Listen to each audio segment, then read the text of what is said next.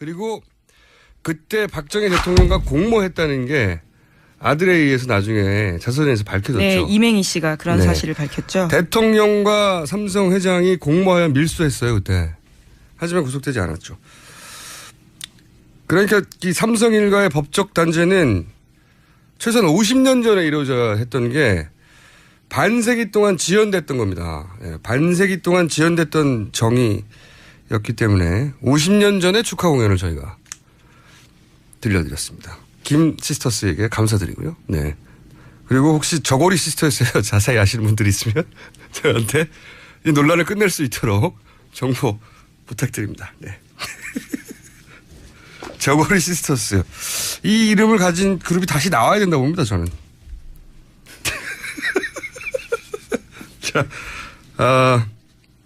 제가 개인적으로 이런 500원짜리 내기를 잘해요. 네네. 잘해서 잃어본 적이 없습니다, 거의. 농담이 아니고.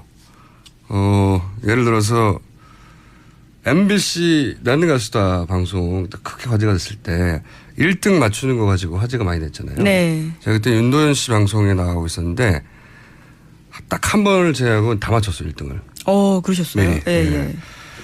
이거는 뭐 신기 이거 상관이 없고 원래 원래 그 투표를 했었잖아요, 현장에서. 근데 이제 우리가 대중이 많은 사람이 참여한 투표를 할 때는 단순히 노래도 중요하지만 노래 때문만이 아니라 스토리가 있거든요, 그 안에. 어떤 스토리가 사람을 움직이는가 하는 관점에서 보면 대중 선거는 예측이 가능합니다. 그래서 한 번도 돈을 잃은 적이 없어요.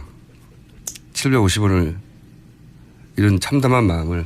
참담한 마음. 예. 네. 근데 웃고 계시는데요? 참담한 마음을 삼성 사장단과 함께 나누도록 하고, 예. 자, 이 대목에서 한정석 판사는 왜 이런 판결을 내렸을까요? 네, 이렇게 이야기했습니다. 새롭게 구성된 범죄 혐의 사실과 추가로 수집된 증거 자료 등을 종합할 때 구속의 사유와 필요성이 인정된다. 아직 언론에 나오지 않은 것 같은데 이제 풀된 건가요? 네네. 오늘 새벽에 영장 관련된 뉴스를 전하면서요. 이렇게 법원에서 알렸습니다. 그렇군요. 이건 이제 그 소위 법원 출입 기자들 사이에 풀된 내용을 저희가 먼저 알려드렸고요. 네. 근데 저는 이제 단순히 법리적 판단을 넘어서서 이 한정석 판사에게는 대단히 존재론적 결단, 그 정도였을 거라고 봐요. 왜냐하면 앞으로 내가 어떻게 살아가야 하는가. 그런 질문을 스스로 끊임없이 하지 않았을까 하는 생각이 들고, 또 법리적으로는 제가 듣기로는 특검팀이 이렇게까지 했는데, 다른 거 다 제끼고 올인했다고 해요. 이렇게까지 했는데 이걸 빠져나갈 수 있는지 두고 보자 하는 정도로 칭칭 감았다라고 표현하던데, 윤석열 팀의 승리라고 봅니다. 또 한편으로는 어떤 의미에서는 대통령 구속보다 더 어렵다. 대통령은 생각해보세요. 구속된 사람 많아요. 예, 그렇죠. 전례를 보면요. 네. 대통령 구속보다 어렵다고 했었던 삼성 총수의 첫 구속입니다. 첫 구속이죠. 예. 78년인가 9년 됐어요. 예. 지금까지. 자, 이 대목에서 저하고 내기를 했었죠. 이정열 전 부장판사를 연결해서 한번 짚어보겠습니다. 의미를. 안녕하십니까? 좋은 아침입니다. 좋은 아침입니다. 네. 뭐 슬픈 아침인 분들도 있겠죠, 물론. 예. 그런데 그렇죠. 제가 생각하기에는 절대 다수에게 좋은 아침일 것 같은데. 자, 어제 저하고 이제 인터뷰하실 때 저는 이거는 이때까지 79년의 역사를 볼 때 기각될 가능성이 높지만 윤석열 팀이 워낙 칭칭 감아서 20% 정도 가능할 거라고 본다 하셨는데, 그 부장 판사님도 어렵지만 이러저러한 징후 때문에 한 40% 정도는 가능하지 않겠나 이렇게 하셨잖아요. 네. 자, 그걸 다시 한번 설명해 주십시오. 어떤 청신호를 40% 읽으셨는지. 두 가지였었는데요. 첫째는 김기춘 전 비서실장과 조윤선 장관이 두 사람이 한꺼번에 다 구속된 점. 예. 그러니까 둘 중에 한 사람 내지는 두 사람 다 기각되지 않겠느냐라고 비관적인 생각을 했었는데 오히려 그게 더 의외였을 정도로 두 사람이 다 구속됐었다는 점 하나 하고 그게 이제 거꾸로 이재용 부회장의 1차 영장 실질 심사에서 기각된 것의 후폭풍이 아닐까. 그렇죠. 그렇죠. 그러니까 법원이 그 영향을 받았다라고 이제 판단하신 거죠. 네. 그리고 또 하나는 당초에 구속영장 청구가 기각됐던 최경희 이화여대 전 총장. 네. 예, 이 부분에 대한 재청구 그 영장이 발부가 된 점, 요 두 가지였었습니다. 네. 근데 이제 그 두 영장 발부를 보시면서 이것은 통상적으로 법원은 영장 실질심사하는 사람들은 어쨌든 법원 내에서도 엘리트고 서울중앙지법에서는 네.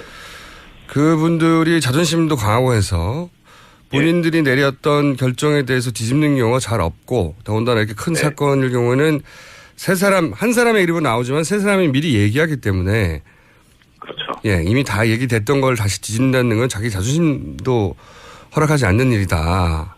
네. 근데 그걸 뒤엎는 정도의 후폭풍을 법원에서도 느낀 게 아닌가 이렇게 이제 말씀하셨잖아요. 네, 그렇습니다. 네. 네, 그것이 국민의힘이 아니라면 사실 이게 설명이 안 되는 부분이었거든요. 그래서 조심스럽게 좀 이재용 부회장에 대한 구속영장 발부도 가능성이 좀 있지 않겠나 했는데 그래도 솔직히 많은 국민들도 그러시겠지만 아직 법원에 대한 믿음이 이렇게 있지는 않은 상태예요. 그러니까 사법부에서 쭉 부장판사까지 하셨지만 사법부 내의 이제 분위기라든가 특유의 자존심이라든가 특유의 내부 논리로 볼 때 그럼에도 불구하고 이게 여론의 영향을 잘 안 받아 판사들은 이 정도 되면 하셨고 이번에도 그러지 않을까 싶었는데 이번에는 이제 그걸 넘어서는 영향이 있었던 거군요. 말하자면. 이재용 부회장만 놓고 보면 그렇긴 한데요. 네. 이 지금 같이 영장 청구된 그 박상진 사장의 구속영장 청구 기각 사유를 보면 아직도 정신 못 차렸구나. 그건 왜 그렇습니까? 그리고 그러니까 이재용 부회장도 사실 발부하기 싫은데 어쩔 수 없이 한다라는 그런 그 뉘앙스가 상당히 많이 좀 감지가 됐었습니다. 보니까. 그러니까 이유는 그 박상진 박상진 사장 구속영장 청구 기각 사유를 보면 피의자의 지위와 권한 범위, 실질적 역할 등에 비추어 볼 때 구속의 사유와 필요성을 인정하기 어렵다. 이렇게 지금 나왔는데요. 보통 이런 경우에는 그러니까 지금 이 박상진 사장의 역할이라는 것이 이재용 부회장과 공모관계 내지는 최소한 방조인데 그런데 액수라든가 내지는 그 삼성의 구조 그리고 이 사건의 어떤 중대함을 보면 권한 범위나 실질적 역할이 적다는 취지잖아요. 이게 이 말만으로는 그렇습니다. 예. 그렇죠. 그러면은 이재용 부회장이 거의 다 했다는 얘기가 됩니다. 이게. 그러네요.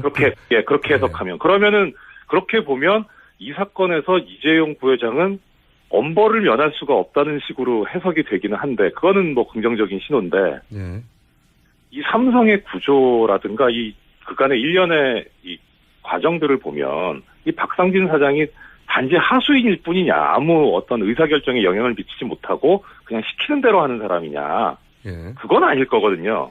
저는 이렇게 이제 이해했었거든요. 삼성의 상징적인 그 인물인 한 번도 단죄된 적이 없던 총수 일가를 구속했으니 나머지는 여러 가지 뭐 경제 여건이라든지 그런 얘기 많이 하잖아요. 국가 경제라든지 뭐 삼성의 내부 사정이라든지 봐서 죄가 없다기보다는 이 정도에서 왜 가족을 구속시킬 때 아버지 구속했으면 아들을 구속하지 않고 이런 의미로 받아들였는데 그렇게 볼 수 없습니까?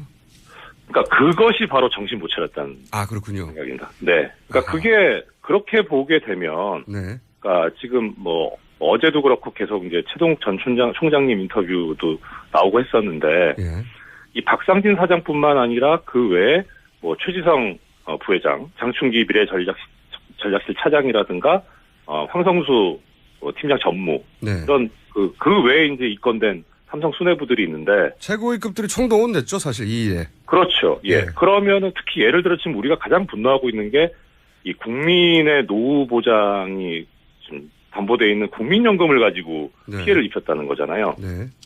지금 오늘 이제 발부된 이 영장, 이 사건에선 국민연금은 크게 지금 연관성이 특히 박상진 사장 관련해서는요. 예. 그럼 이 문구를 그대로 대입해 보면 이 나머지 최 부회장이나 장 사장이나 이 사람들에 대한 구속영장도 어렵겠구나. 이렇게 해석이 되거든요. 그러면은 그런데 예. 판사님은 박상진 삼성전자 대부분 사장 겸 대한승마협회장의 기각된 영장을 3차로 다시 신청해야 한다는 말씀이십니까? 저는 원래부터 다 발부돼야 된다라고 하는 입장이긴 했는데 그게 이제 법원의 판단과 다를 수는 있습니다. 하지만은 이 법원이 내세운 그 기각 사유가 너무 좀 강할 뿐만 아니라 거기서 비춰지는 인식이 네. 조금 전에 이제 공장장님 말씀하신 대로 부회장 총수 구속했으면 됐지 뭘 여기까지 하냐라는 이런 그 아주 단순한 생각인 것 같아서 이게 저한테 지금 단순하다고 하신 거예요? 예. 아니요.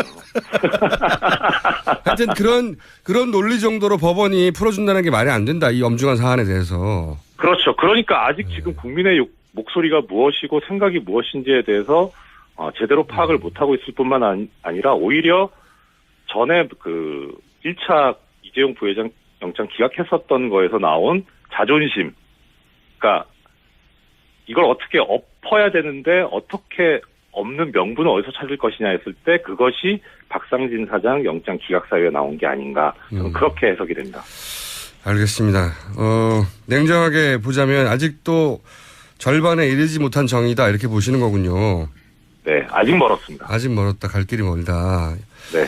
그 충분히 납득이 되고요. 하지만 일단 일일이 한번 하고요. 그렇죠. 좋은 건 좋은 거죠. 네. 네. 이거 정말 대통령보다 구속이 어렵다고 했었어요. 저는 이런 얘기 많이 들었습니다. 네, 맞습니다. 네. 네. 그게 한 곱이 넘어갔다는 게. 자, 그리고 그게 사실 촛불을 들었던 그 사람들의 마음이 가장 큰 작용을 했다는 게, 예. 그거를 사법부에 계셨던 분으로서 웬만해서는 그 여론의 영향을 받지 않고 그러기엔 너무 자존심이 센 사람들인데 받았다고 하시니까. 네. 촛불을 들었던 한 사람으로서 기쁩니다. 자, 이게 박근혜 대통령 탄핵 심판에도 영향을 준다 주지 않는다 여러 가지 말들이 많은데 네. 이 판사들의 마음 있지 않습니까? 헌재에 계신 분도 결국 평생 판사하셨던 분들이니까요. 판사의 마음의 감정이입을 해보시면 어떻습니까? 법리를 떠나서. 이 사건 자체는 탄핵 심판에 영향이 없을 겁니다. 그러니까 네. 1차에 그 이재용 부회장 영장 기각됐을 때도 이게 탄핵 심판에 영향이 없듯이, 네. 그러니까 특검이나 일반 법원은 일반 법원이고 헌재는 헌재고요. 저는 분명 그렇게 법리적으로나 그렇게 생각을 하는데 네. 제가 말씀드린 건데 어떤 심리적 영향. 지금 사실 이재용 부회장을 구속시킨 것도 물론 특검팀에서 제대로 했고 박수받아 마땅하긴 하지만 그 요인 중에 하나가 그 판사들의 자존심을 넘어서는 정도의 압박이 있었다. 촛불을 든 사람. 누구 한 사람 멱살을 잡지는 않았지만 그런 압박이 있었다 하고 하셨잖아요. 네. 그런 영향은 없을까요? 이 헌재는. 헌재 재판관 안 해보셔서 잘 모르시나? 결과까지는 모르겠습니다만 적어도 지금 이제 헌법재판소에서 탄핵 심판을 더 이상 그 대통령 측의 지연 전술에 말리지 않고 네.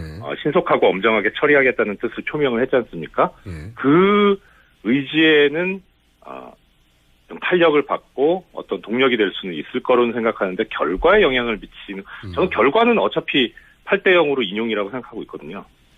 천하 없어도. 그것이 이제 법을 공부하신 분들은 대부분 그렇게 생각하시던데 네. 정치를 오랫동안 하신 분들은 또 그렇게 생각하지 않는 경우도 있어요. 그렇죠. 예. 네. 그런 말씀들 많이 하시더라고요. 예. 법으로야 네. 그런데 이게 이제 헌재가 정치 재판인데 정치적 영향을 받지 않을 수 없는데 정치권에 있는 분들은 탄핵의 대상이 된 세력이 가만히 있다는 건 상상할 수 없다. 이런 얘기 하도 많이 하니까요. 그렇죠. 네. 오늘 여기까지 하겠고요. 네. 네, 주변 분들하고 하이파이브 많이 하시기 바랍니다. 감사합니다. 예, 좋은 하루 보내십시오. 네, 지금까지 이정렬 전 부장판사였습니다. 제가 이분과 인터뷰를 참 많이 했는데 이렇게 기분 좋아하시는 건 처음 봤네요. 네. 자, 나머지 뉴스들 많으니까 짚어볼까요? 네, 청와대 압수수색은 무산됐습니다. 서울행정법원은 어제 청와대 압수수색을 막는 청와대 처분을 취소해달라라는 특검의 신청을 각하했습니다. 그렇군요. 압수수색 사실 이런 의미예요. 제가 보기에는 아니 법원은 영장 내줬지 않냐. 네. 압수수색 영장요? 네. 예. 우리 보고 어떻게 하라는 거냐 이런 의미로 이해가 됩니다. 사실 청와대가 안 한다는데 우리가 이걸 다룰 지금 계제가 아니야. 물론 법적으로 따지면 굉장히 저도 자세히 읽어봤는데 복잡하게 써 있습니다만 이 공을 우리한테 던지면 어떡해. 영장 내줬잖아. 특검이 알아서 해. 이런 의미입니다. 압수수색 못하겠군요. 이 압수수색을 위해서 필요하다고 그 통화 기록들. 네, 차명폰 통화 기록이었죠. 네, 그러니까 특검에서는 특정했다고 했죠. 이 폰과 이 폰, 이 번호와 이 번호는 최순실과 박근혜 대통령이 통화한 것이고 횟수를 다 특정하였다고. 그래서 이 폰을 찾아야 되겠다고 이런 이유도 내세웠는데 일단 압수수색은 안 될 것 같고 압수수색이 안 될 뿐만 아니라 대통령 대면 수사도 사실은 대면 수사의 필요성이 더 커졌단 말이에요 이제. 네, 그렇죠. 뇌물을 준 사람으로 특정이 됐고 받은 사람이 이제 박근혜 대통령이 되는 거잖아요. 이렇게 되면. 예, 그 혐의가 상당 부분 소명이 됐다라고 법원에서 판단하고 있기 그러니까요. 때문에요. 그러니까 준 사람은 잡혔고 이제 네. 받은 사람을 수사하는 필요가 분명히 특검 수사 종료되기 전에 필요한데 안 한다고 했지 않습니까? 대면 수사. 네. 청와대에서는 주기적으로 할 거라고 아직도 뉴스가 찾아보면 나옵니다만 안 합니다. 자, 이렇게 되면 이제 특검을 연장해야 된다는 국민들의 목소리는 더 높아질 텐데. 그죠? 네, 그래서 특검도요. 공식적으로 수사기간 연장 신청서 냈습니다. 그런데 황교안 권한대행 쪽에서는요.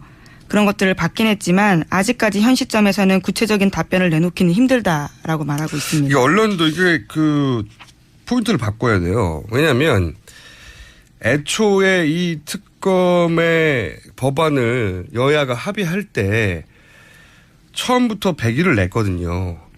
근데 당시 지금은 자유당, 이전 새누리당이 요청을 했어요. 70+30으로 가자. 그래서 그러면 70에서 끝내려고 하는 그런 어떤 꼼수 아니냐 했을 때 아니다. 이것은 일단 당내에 동의를 얻기 쉽게 하기 위함일 뿐이지 연장 신청을 하면 당연히 연장을 해주는 것으로 합의하고 시작한 거예요. 여야가. 그러니까 합의가 된 겁니다. 이거를 법리적으로 지금부터 따져봐야 하기 때문에 좀 기다려봐라 라고 대답할 게 아니거든요. 지금 구체적 답변을 내놓기 힘들 이유가 없어요. 애초에 합의한 대로 연장해 주겠다고 해야 하는 게 답인데 왜 연장해 주지 않을 가능성을 남겨두는 거죠? 라고 물어봐야 되는 거죠. 그 이전에 합의로 돌아가시면 그렇습니다.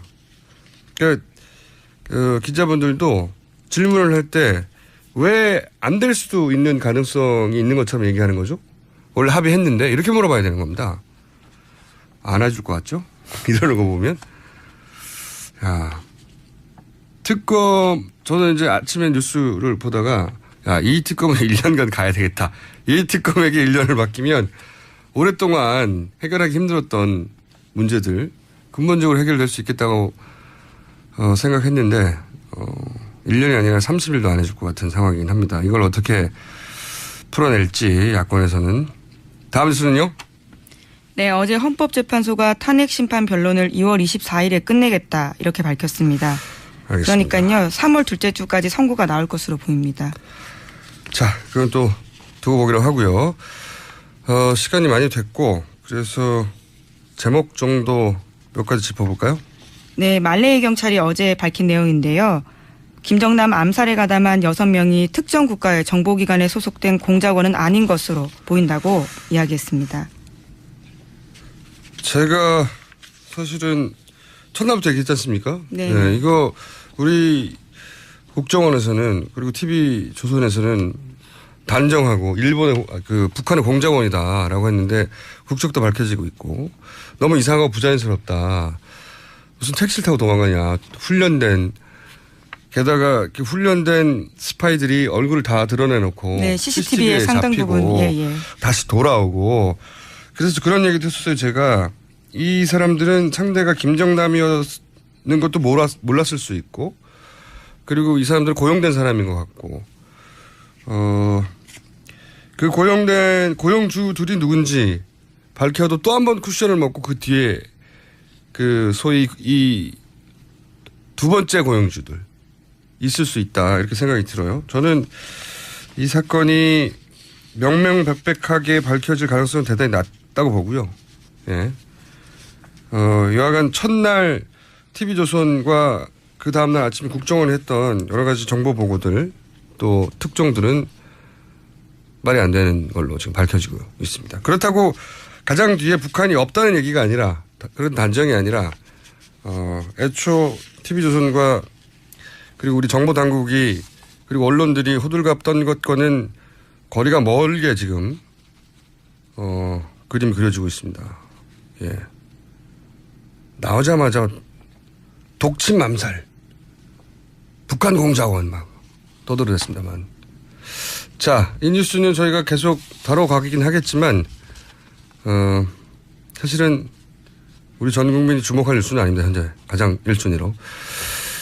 다음 뉴스는 제목 하나 정도 더. 네. 네, 어제 형사법정에서요. 박 대통령과 정호성 전 비서관 사이의 전화통화 내용이 일부 공개됐는데 박 대통령이 총리 담화 내용 어떻게 됐냐라고 물어보니까 정호성 전 비서관이 선생님과 상의했다 이렇게 이야기는 하는 내용입니다. 허를 찌르는 뉴스가 또 나는데요. 총리 담화를 네 본인의 내용뿐만 아니라 총리 담화도 네 그러자 박 대통령이 네네 이렇게 답했다고 합니다. 여기서 선생님은 물론 최순실이고. 예, 그렇죠. 네. 야 이런 뉴스를 보고도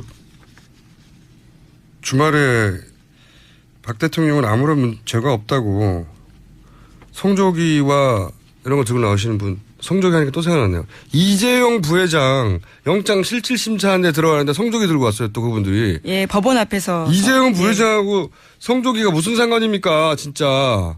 그 뉴스 그 사진 보고 정말 황당했는데 거기 이재용 부회장과 성조기라니요. 정말 황당합니다. 여하간 성조기를 들고 나가시는 분들은 제 방송을 안 들을 것 같긴 한데 총리 담화도 대통령이 최 선생하고 상의했답니다. 네, 이렇게 녹취가 나왔네요. 이런 내용을 처음 들었던 검찰이 좌절했다고 표현했던가요?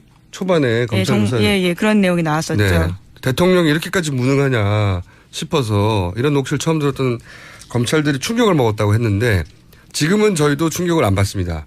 그런데 처음 봤던 사람이 아니 대통령이 총리 담화 내용을 최순실한테 듣고 오면 어떡해 이런 충격을 받았겠죠. 여기까지 하겠습니다. 시사인의 김은지였습니다. 감사합니다.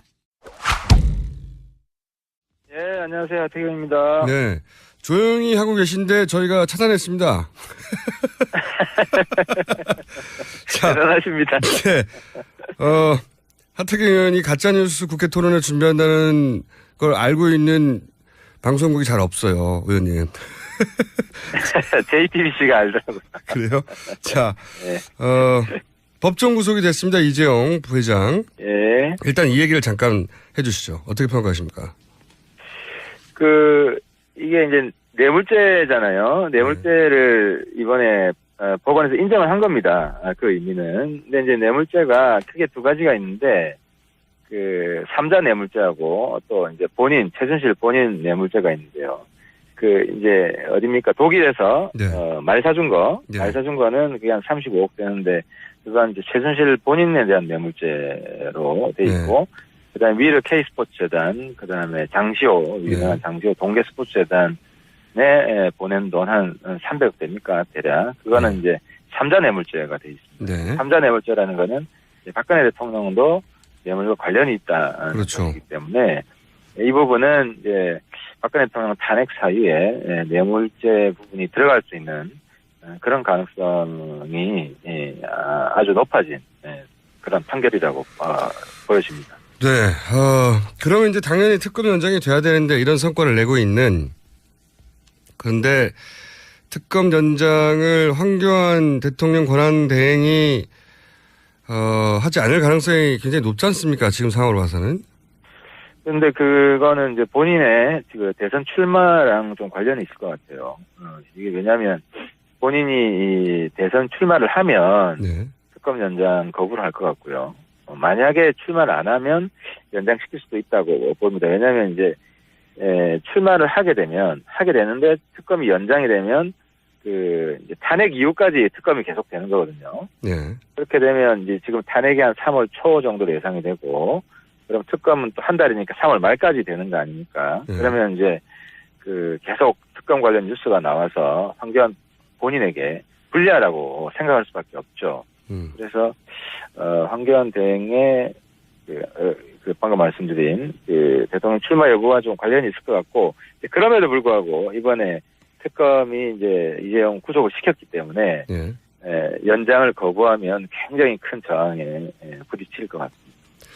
근데 이제 뭐 그런 큰 저항, 지난 그 탄핵안 통과시킬 때 생각해 보시면 뭐 엄청난 저항, 국민들이 막 200만씩 길거리에 나와도 그래도 당시 새누리당은 탄핵 그 안에 통과에 대해서 반대했지 않습니까? 그러니까 황교안 대행도 그런 저항은 당연히 예상되지만 그럼에도 불구하고 거부할 것 같다는 전망이 우세한데, 만약에 이럴 경우 바른정당 차원에서는 어떻게 대처하실 생각인지 계획이 있습니까? 황교안 대행에 대해서요? 네, 거부권 행사, 연장이 안 된다면. 연장이 안 된다면은 뭐 저희들도 황교안 규탄에 나설 수밖에 없죠. 규탄을 하시는데 특검은 어떻게 연장시킬 수 있을까요? 특검은 사실상 그럴 경우에는 네. 어렵죠. 어렵고 예.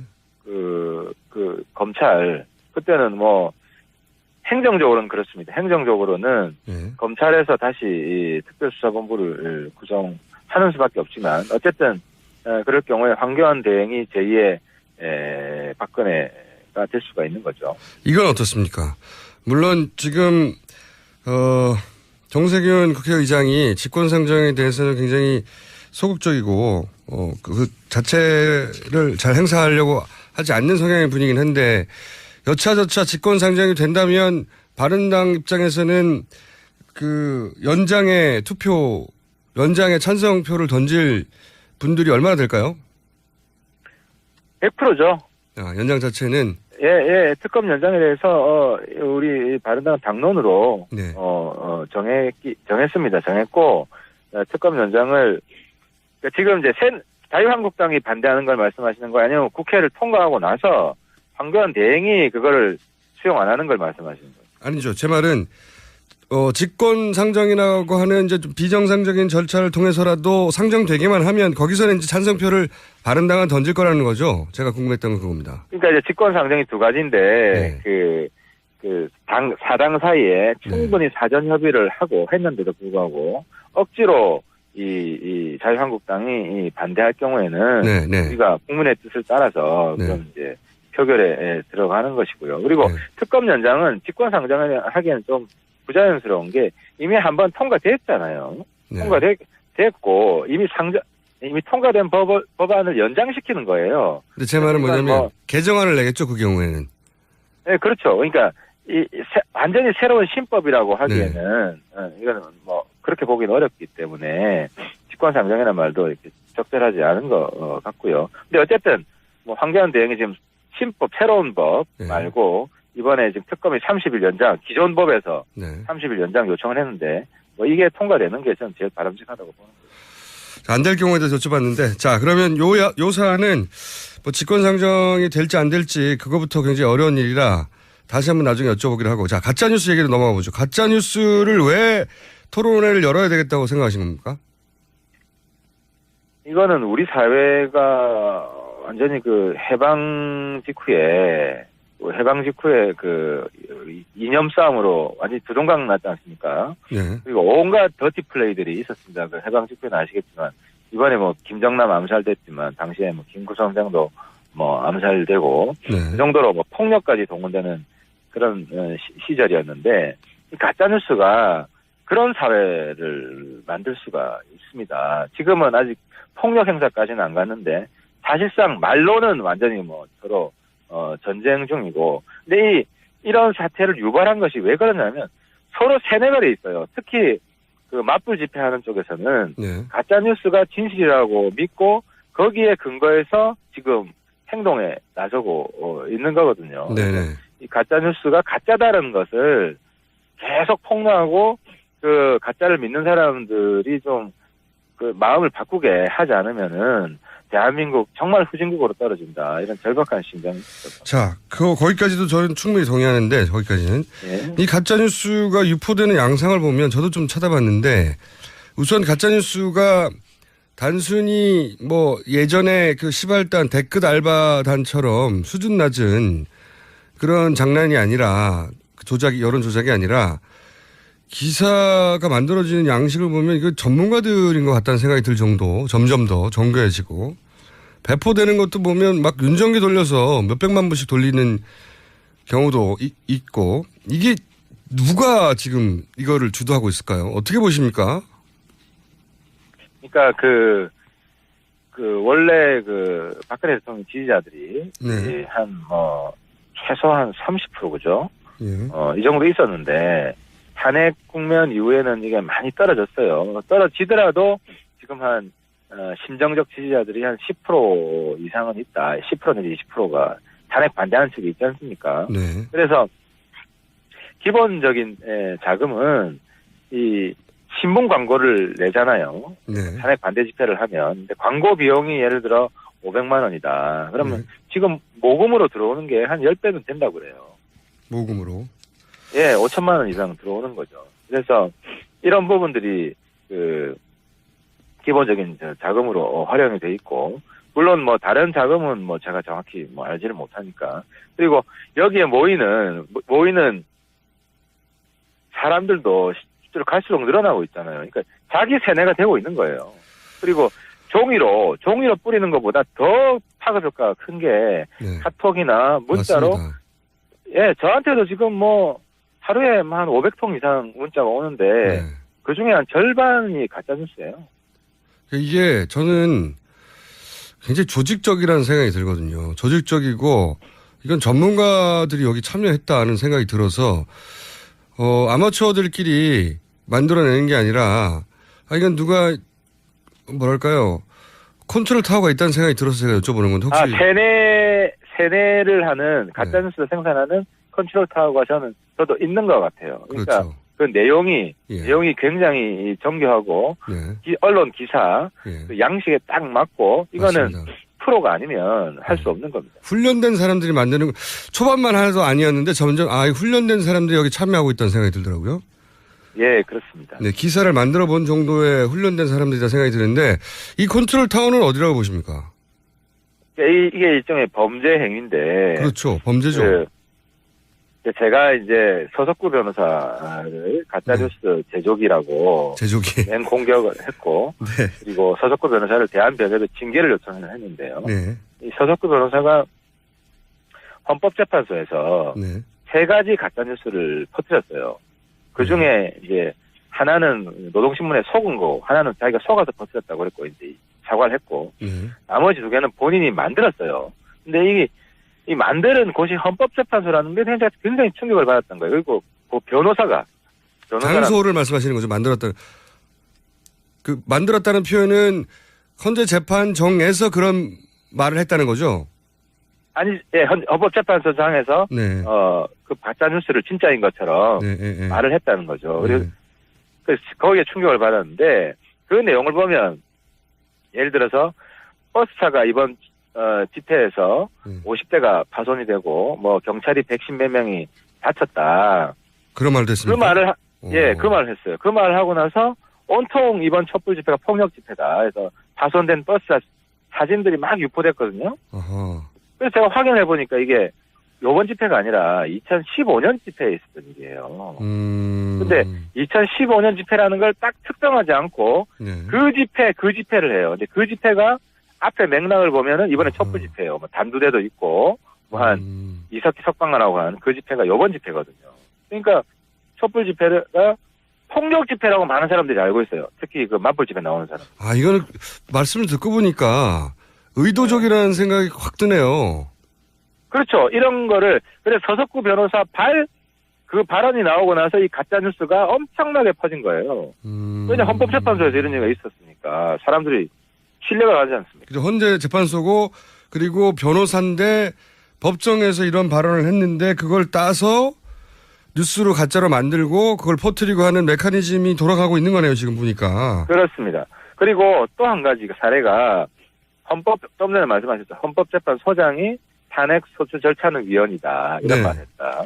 이거는 어떻게 된 거냐면은 월드 미래판 연구소장이라는 얼굴은 안 나와 있어요. 익명의 분이 네.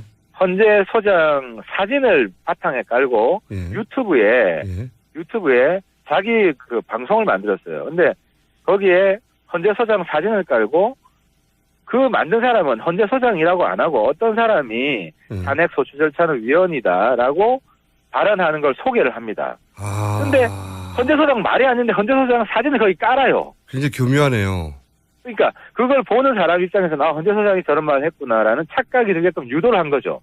그리고 나서 그리고 나서 2차로 헌재 소장이 탄핵 소추 절차는 위헌이라고 했다는 가짜 뉴스가 막 퍼지는 거예요. 가짜 소스를 만들고 의도적으로 그걸 그렇죠. 베이스로 가짜 뉴스를 만든 다음에 또 누군가가 그걸 조직적으로 유포하고. 그렇죠. 월드 미래판 연구소장이라는 사람은 자기가 법적인 걸 피해가기 위해서 헌재 소장 사진을 깔 필요가 없는데. 그러니까요. 법은 피해가거든요. 왜냐하면 내용은 그렇죠. 헌재 소장 이야기가 라는 언급이 없기 때문에. 왜 사진을 걸었냐고 하면 이거 헌재에서 있었던 일이니까라고 하겠죠. 아니죠. 헌재에서 있었던 일이 아니에요. 어떤 댓글에 이제 뭐 이게 위헌이다라는 그런 주장이 있는데 그걸 소개한 거고. 제 말은 그렇게 이야기하겠네요. 지금 네, 헌재에서 그렇죠. 이런 일이 일어나고 있으니까. 그렇죠. 그런 식으로 변명하겠죠.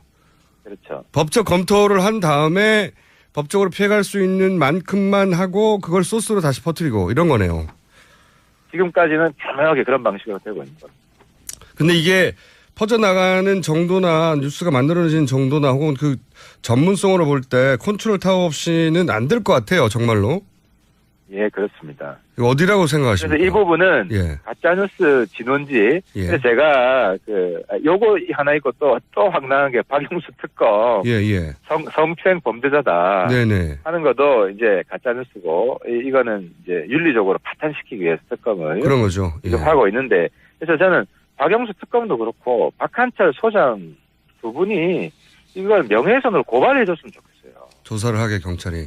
예, 본인들이 고발을 해야 이것도 언론에서 크게 좀 날 수가 있고 그래야 이 범죄의 진원지가 어딘지 배후가 어딘지 명확히 수사를 할 거 아닙니까? 맞습니다. 그래서 그 부분이 좀 본인들의 결단이 좀 필요하다고 제가 생각하고 이 자리에 좀 촉구를 합니다. 그것도 그거지만 의원님이 짐작하시는 컨트롤 타워는 없으십니까 혹시? 예, 그 부분은 제가 특정하기는 좀 어렵습니다 아직까지. 짐작은 가시는데 방송에 말씀을 하시긴 어렵다는 거죠. 아닙니다. 저는 짐작감을 때립니다. 근데 아직까지는 뚜렷하게 어디라고 좀 말하기가 좀 어렵습니다. 사실 이런 정도로 하려면 그건 압니다. 이 가짜 뉴스가 막 확대되는 그 유통의 진원지는 그 친박 사이트예요. 친박 사이트. 친박 사이트고 심지어 친박 사이트에서는 박근혜 대통령이 북한에 쓴 김정일한테 쓴 그 편지를 문재인이 쓴 편지라고 바꿔가지고 퍼뜨렸다가 아무튼 개방신을 당한 적이 있죠. 그래서 이 친박 사이트가 지금 그 유통 진원지 역할을 하고 있습니다. 유통의 진원지는 거기다. 제작의 컨트롤 타워는 아직 모르겠다. 의원님. 생산의 진원지는 아직 수사를 해봐야 돼요. 저희도 관심을 계속 가지고 이 사안을 같이 한번 추적해보죠. 오늘 여기까지 하겠습니다. 예, 감사합니다. 네, 지금까지 바른정당 하태경 의원이었습니다. 자, 삼성 전문가신데 삼성 이재용 부회장이 구속됐으니까 한마디 하지 않으실 수 없죠. 네, 뭐 창사 79년 만에. 79년. 딴지 그룹은 아직 구속된 적 없죠. 총수가. 네. 장사 20여 년 동안 법정을 많이 들락했습니다. 많은 제가 법정에서 다 이겼습니다. 이때까지는. 네.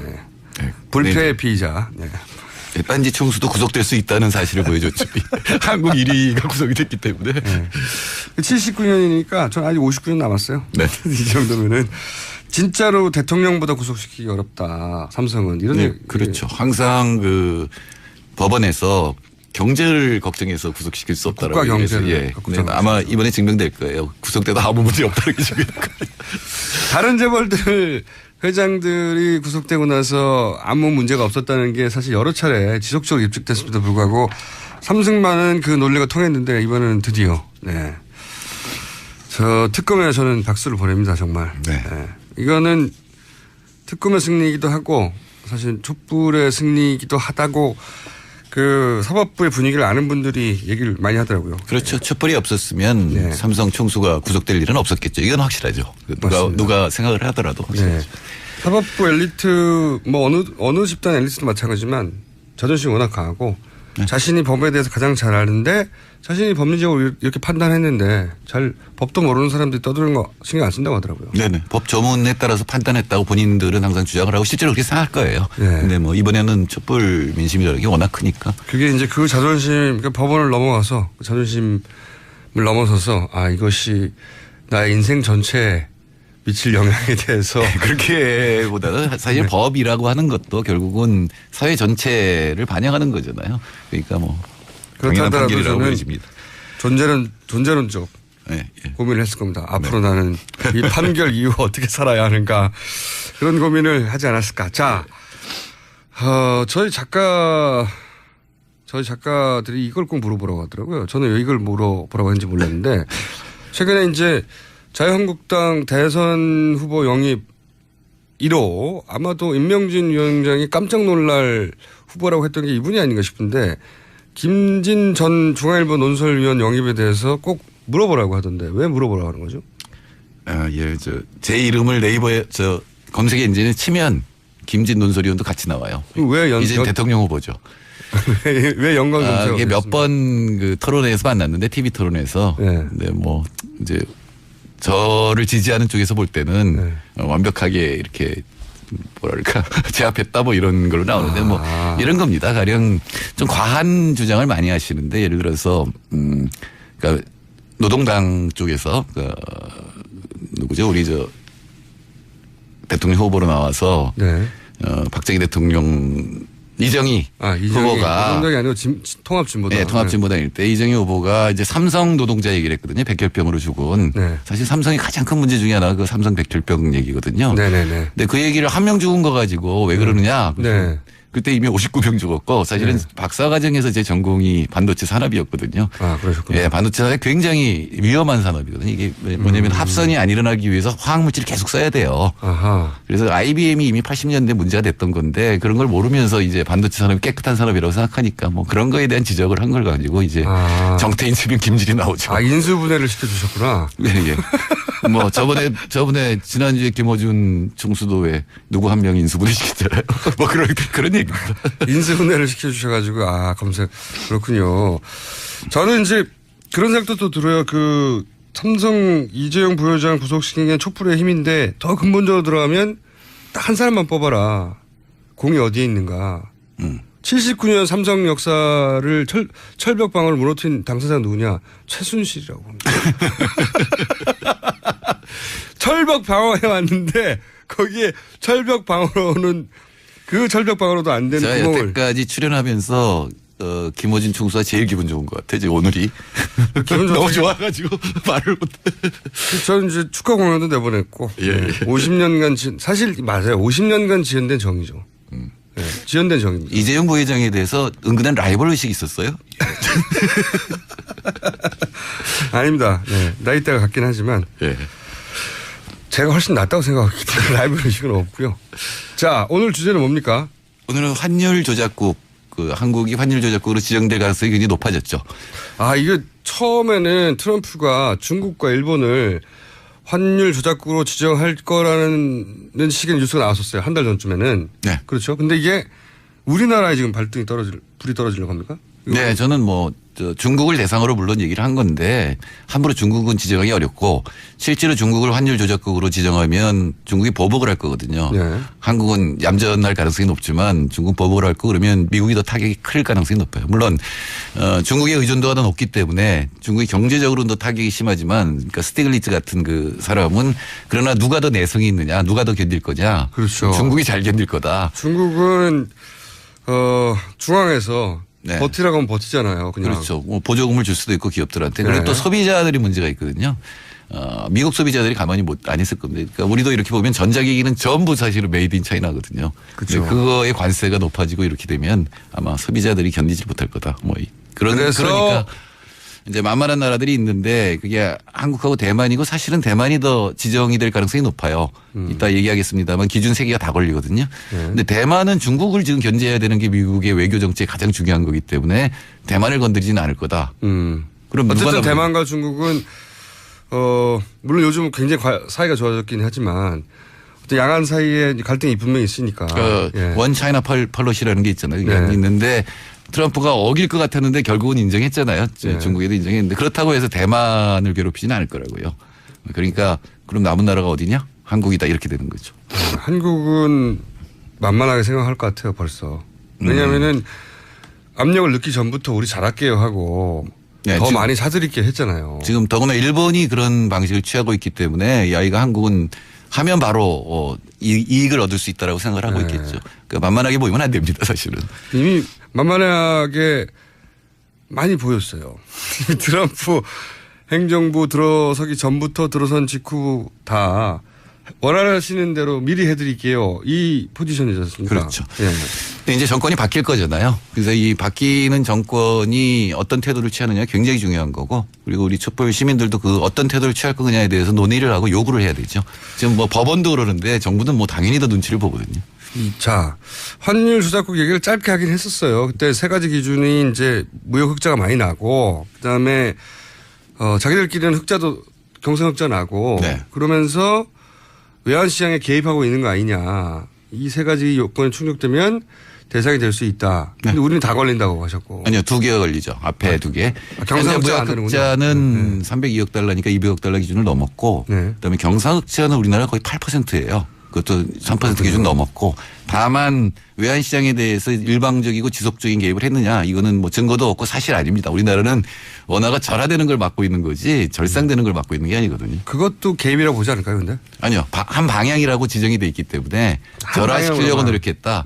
조작을 했다는 건 뭐냐면 우리나라 돈의 가치를 떨어뜨려서 수출에 유리한 상황을 그래서 네. 미국이 적자가 많이 난다. 네. 그러니까 절상하라는 얘기거든요. 네. 근데 우리나라는 지금 절하를 막는 데 더 신경을 쓰고 있기 때문에 오히려? 우리나라가 환율 조작국이라고 지정된다면 그거는 이명박 정부 초기 최준경 차관이 실제로 공언하고 개입했거든요. 외환시장에. 그렇죠. 그때는 수출을 늘리겠다고 네. 우리나라 돈 가치를 의도적으로 떨어뜨리려고 했죠. 네, 그분 철학 자체가 중상주의였기 때문에 네. 네, 그렇게 했고 그래서 이제 문제가 됐었는데 그거를 제외하고는 그렇게 본격적으로 개입했다기보다는 절하되는 거를 절하돼서 외환위기 비슷한 상황을 맞는 거를 막기 위해서 개입하거든요. 그래서 일방향으로 지속적으로 개입했다는 건 근거가 없고 대만은 걸립니다. 대만, 싱가포르 이 정도는 걸립니다. 그런데 대만은 정치 이유로 그렇게 하기 쉽지 않을 거라고 하셨고 예. 만약에 이렇게 환율 조작국으로 그런 이유로 해서 3개 다 걸리지 않지만 만만해서 지정해버렸다. 그럴 경우 우리나라 있게 되는 피해는 뭡니까? 이제 그렇게 돼도 마땅하게 쓸 그 수단이 없는데 미국은 그걸 갖고 있어요. 그러니까 슈퍼 301조 이런 게 있는데 그거는 뭐냐면은 가령 한국이 지금 1,300원이어야 되는데 1,000원이어야 되는데 지금 1,100원으로 지금 유지시켜서 미국이 1,000억 달러 손해를 봤다. 네. 그럼 1,000억 달러만큼 관세를 아무 제품에나 때리는 거죠. 그래서 관세를 그만큼 걷어들이는 거죠. 그건 어느 나라도 할 수 없는 얘기고 네. 사실은 WTO든 국제기구법 위반입니다. 미국만 위반인데 하는 거죠. 예, 미국의 법이 있어요. 그렇게 자기네들만 갖고 있는 법이죠. 거기에 만약에 그걸 가지고 휘둘르면 당해낼 수가 없잖아요.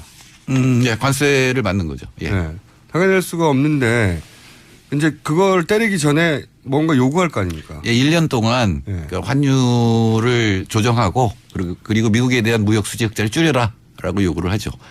그다음에 WTO나 이런 국제적인 기구에도 여러 가지 제소를 한다든가 그 절차를 거치고 나서 이제 때린다 이렇게 되어 있습니다. 우리가 법상으로. 우리가 그런 식으로 미국이 나올 때 대처할 방안이 있나요?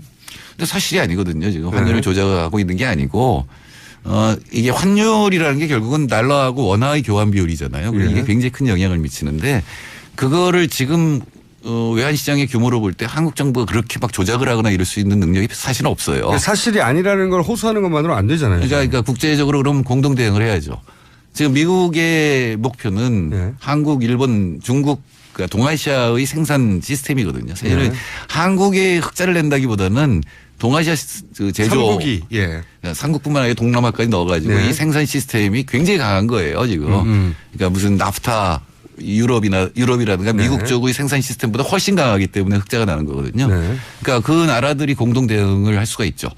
그러니까 미국이 보기에는 이 동아시아를 중심으로 해서 아시아 전체에 경제 블록이 있고 이쪽에서 기술 개발하면 저렴하게 생산해주는 기지까지 딱 결합되어 있는 굉장히 강한 경제 블록인데 지금 트럼프가 추구하고 있는 건 자, 공장이 뭐고 다 미국으로 돌아와라. 이런 거 아닙니까? 근데 이제 그러니까 이쪽을 약화시켜야지 돌아올 테니 좀 그 약화시키기 위한 작전의 일환으로 환율 조작국 같은 걸 휘두르는데 그게 우리나라 타겟이 된다는 거잖아요. 그렇죠. 전체에 대해서 공격을 하지 않거든요. 트럼프 특징이 그거잖아요. TPP도 없애버렸잖아요. 그리고 1대1로 1대1로 무역협정 다시 하겠다는 거 아니에요. 그러니까 이제 그중에 한 나라를 찍어서 전체에 대해서 타격을 주려고 하는데 그거에 대해서는 원래 원인 자체가 동아시아 생산 시스템이니까 동아시아 전체가 대응을 해야 되죠. 근데 지금 일본이 그 말을 안 들을 가능성이 높고 한국 정부도 별 생각이 없는 게 문제죠. 일본 이미 빠져나간 것 같던데요. 일본은 먼저 엎드려서 트럼프하고 악수하고 막 좋아하고. 그런데 일본은 목적이 있거든요. 군사화라든가 이런 목적이 있는데 근데 한국은 그런 목적이 없는 상태에서 엎드리면 남는 게 없는 거죠. 그냥 당하는 형님이라서 엎드린다는 이유로 엎드리고 있잖아요. 지금까지는. 사실은 뭐 형님도 아니죠. 이제 많이 관계가 약화됐는데. 근데 트럼프는 약간 곁가지 얘기인데 최근에 하는 걸 보면요. 그냥 데자뷰예요. 우리나라 박근혜 대통령 시절에 있었던 일들이 막 벌어지는 예를 들어서 그 딸 가방 사라고.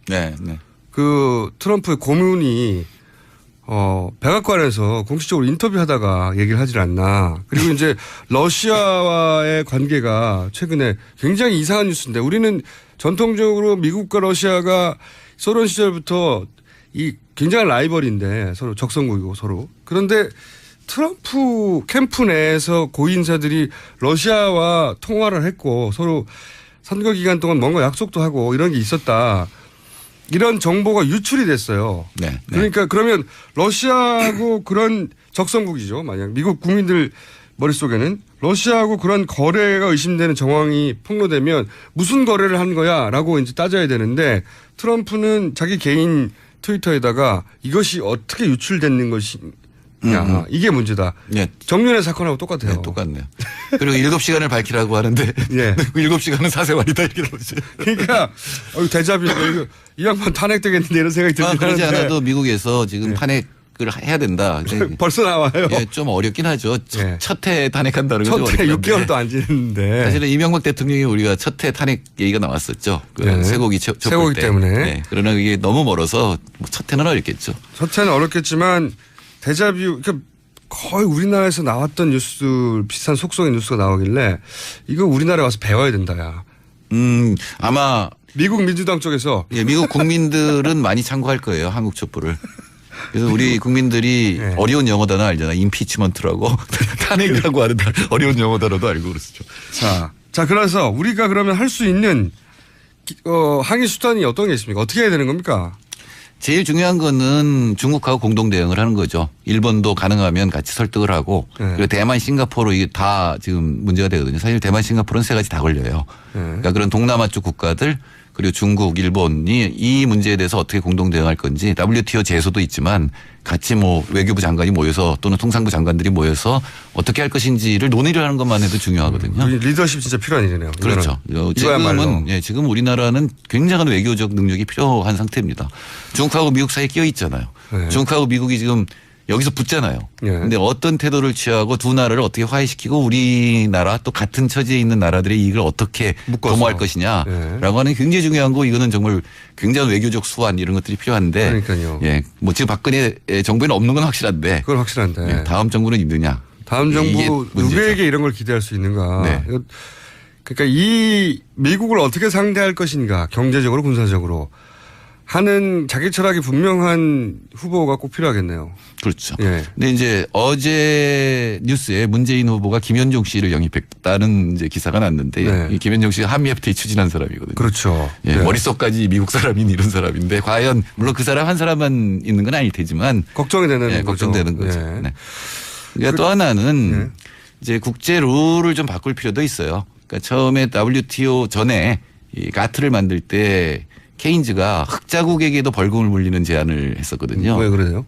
흑자국도 사실은 균형 상태가 제일 좋은 건데 네. 흑자국도 뭔가 해가지고 자꾸 흑자가 누적되면은 그러니까 위기가 일어나죠. 경제 위기가 일어나니까. 너만 이득을 보는 것 자체가 균형을 깨뜨리니까. 그렇죠. 그리고 사실은 영국이 때 적자국이었기 때문에 그 생각을 했을 텐데 그럼 적자국은 돈을 빌려와서 막아야 되니까 결국 이자를 내는 거잖아요. 그 이제 처벌을 받는 건데 그럼 흑자국은 그래서 흑자국도 흑자의 그 양에 비례해서 벌금 같은 걸 내게 했어요. 국제기구에.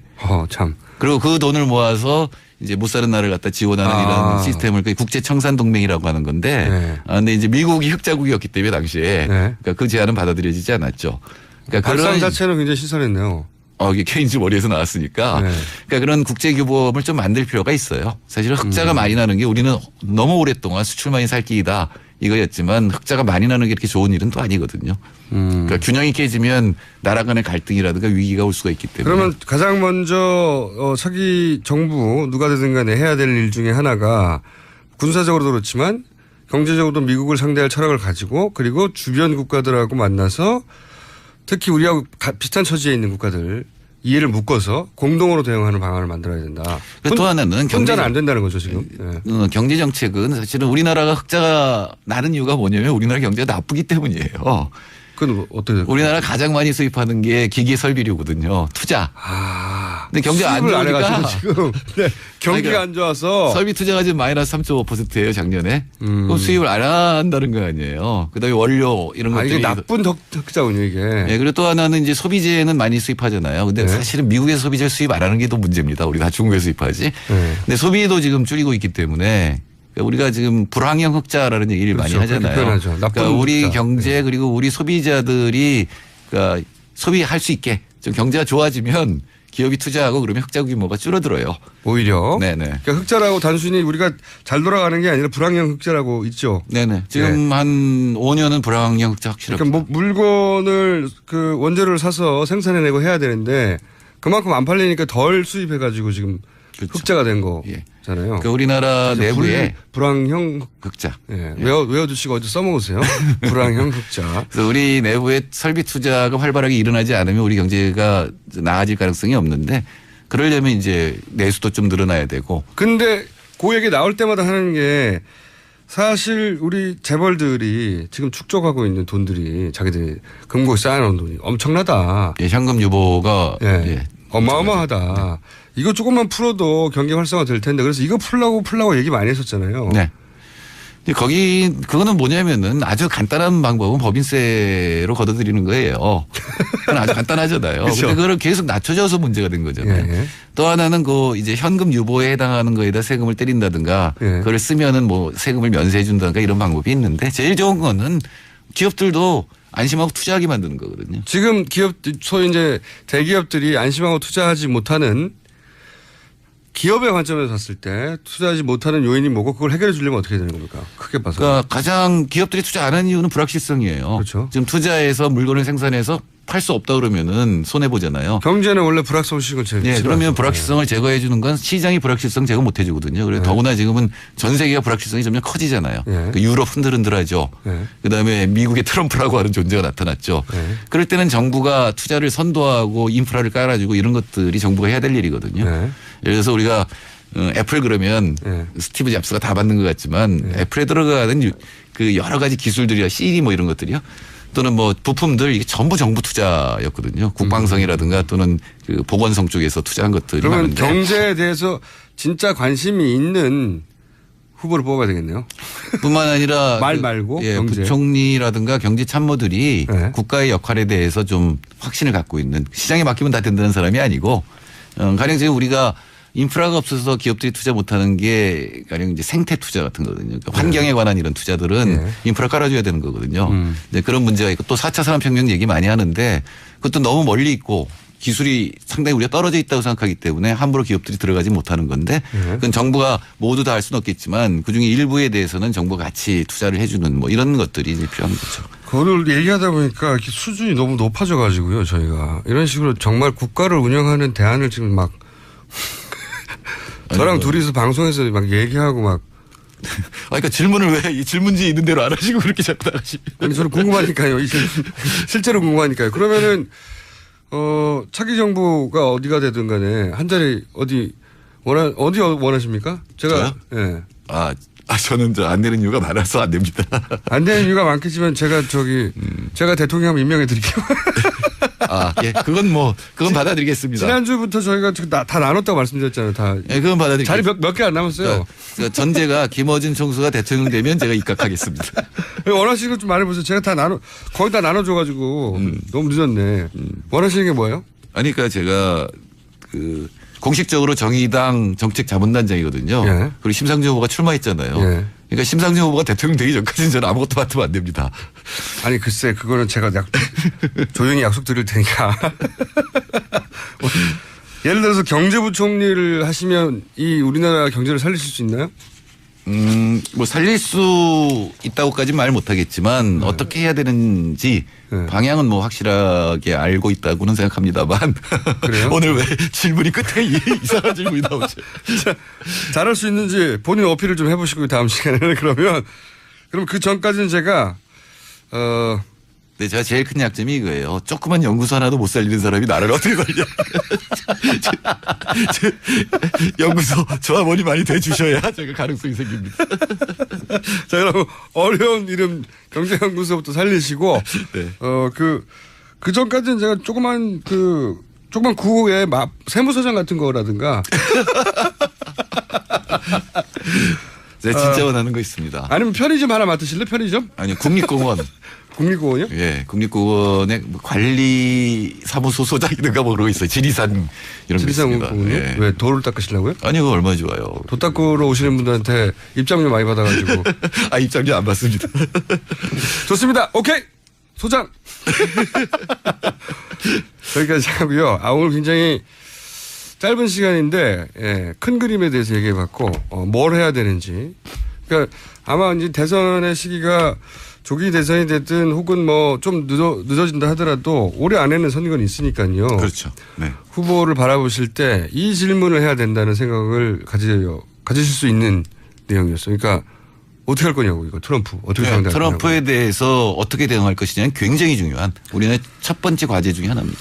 알겠습니다. 자 그러면은 기회가 오기 전까지는 국립 어디요? 지리산. 네.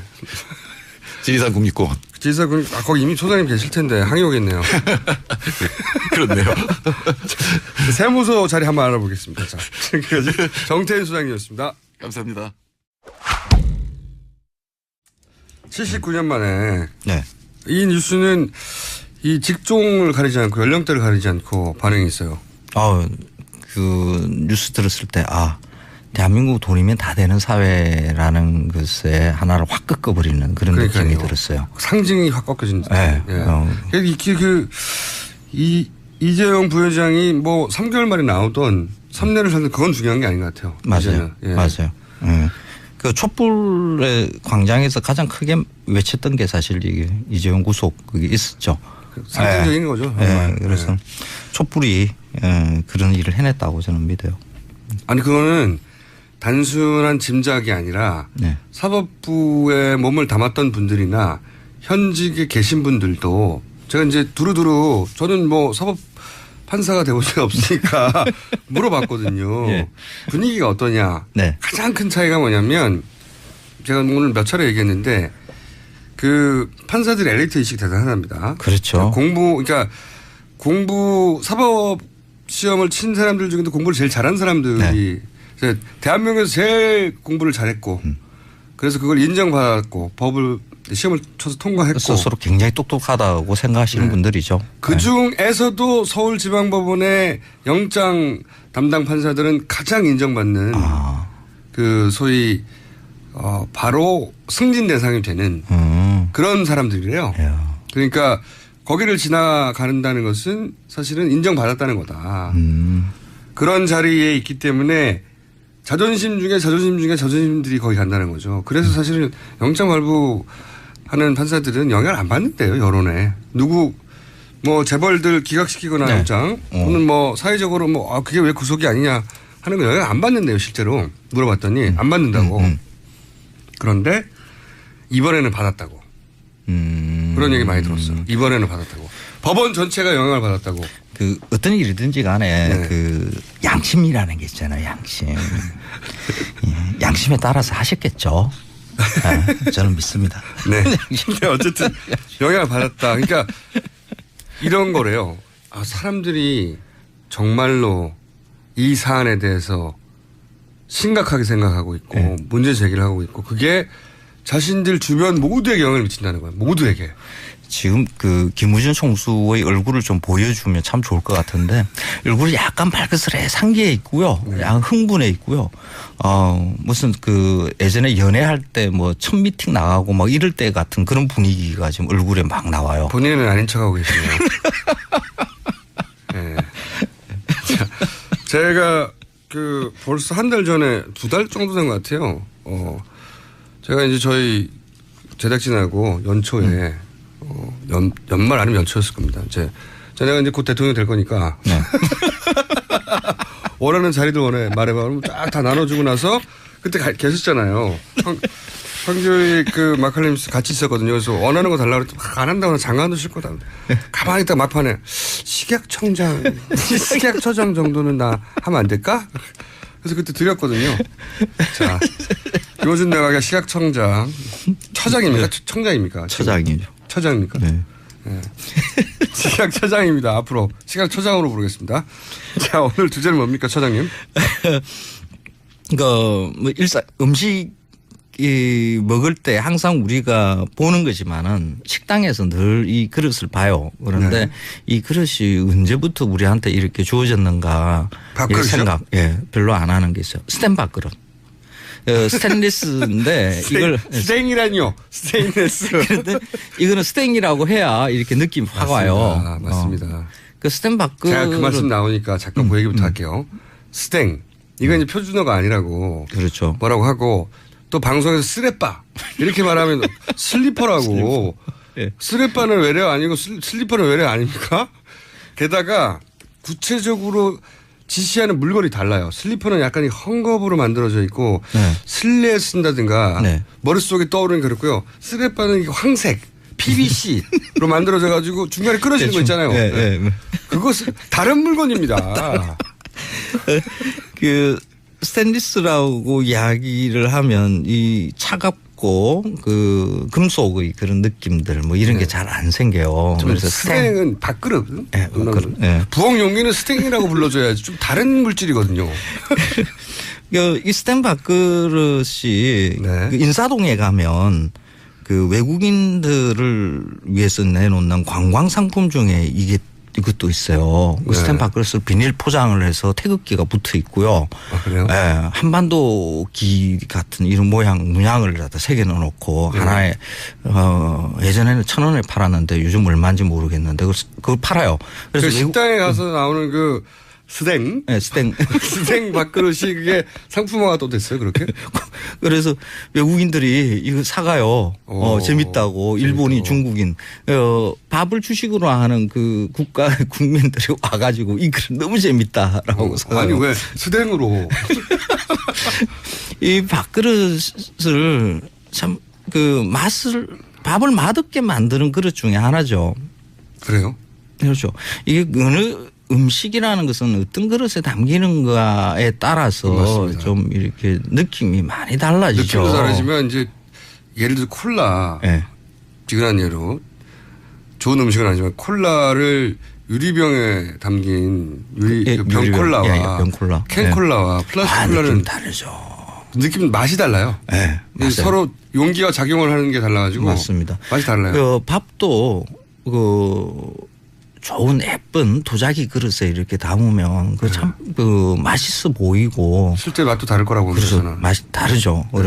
그 밥을 주식으로 하는 국가는 일본, 뭐 중국, 베트남, 뭐 이 기타 등등 이게 동북아시아권 참 많죠. 그들 나라에 가서 보면 밥그릇은 다 도자기를 쓴다는 걸 알 수 있을 겁니다. 기본입니다, 맞습니다. 그렇죠. 그리고 그 민족 국가들마다의 좀 독특한 디자인들을 가지고 있죠. 모양이 다르고. 네. 그런데 우리는 다 스텐 그릇을 써요. 이건 뭐 디자인도 뭐 있는 게 아니고요. 언제부터 이렇게 됐죠? 디자인이? 이 일은 이거 1970년대에 벌어진 일인데요. 그 70년대. 오래 안 됐네요. 네, 얼마 안 됐어요. 그때는 이제 쌀이 좀 부족하니까 절미 운동이라고 해서 밥 좀 덜 먹자.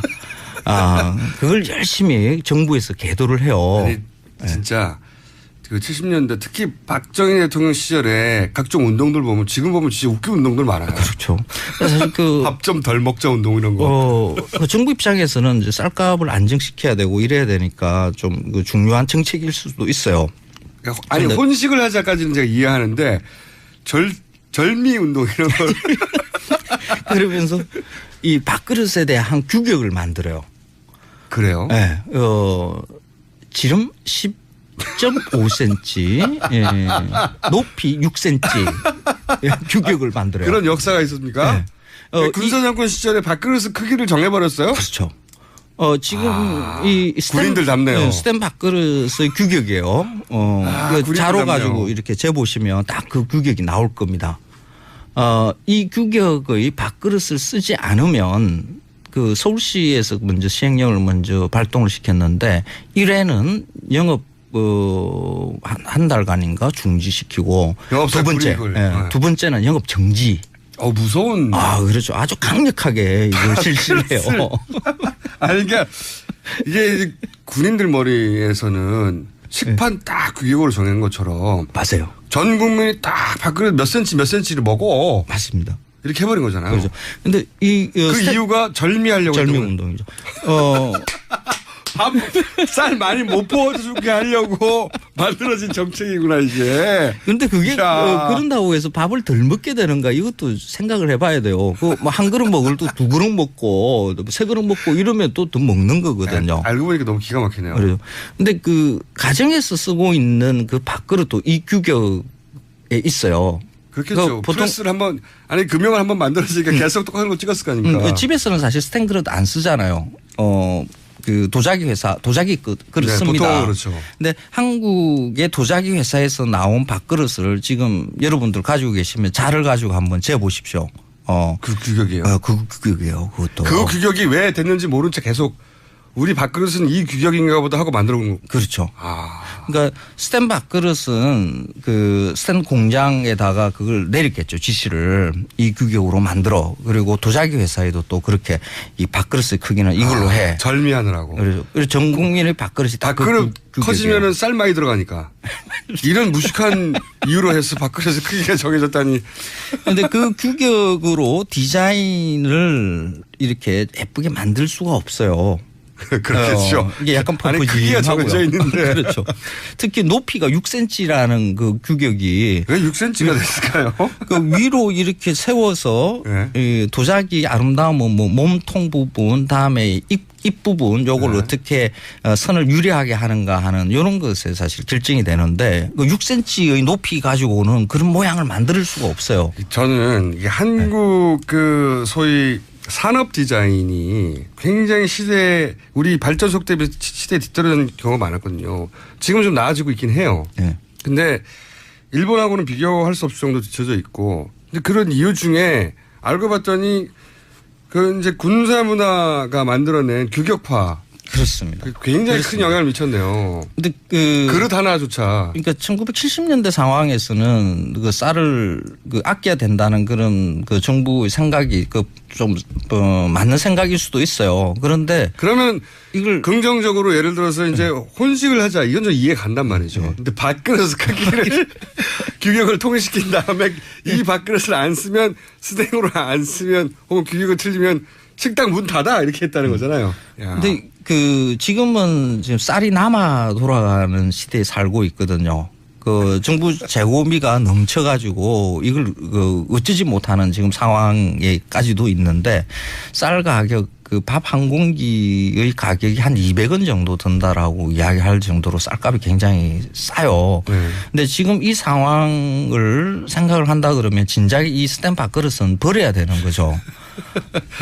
밥 많이 먹자라는 이런 운동도 많이 지금 벌이는데 그 스탠 밥그릇 그 공기가 지금 당장에 버리고 그 아름다운 우리 그릇으로 다시 되찾는 이런 일들을 좀 벌여야 되는데 그걸 늘상 일상에 내두고 그걸 먹는다는 게 저는 굉장히 마음이 많이 아파요. 이게 일이. 어쩌면은 우리가 이제 부드러운 욕설이죠. 이런 스생.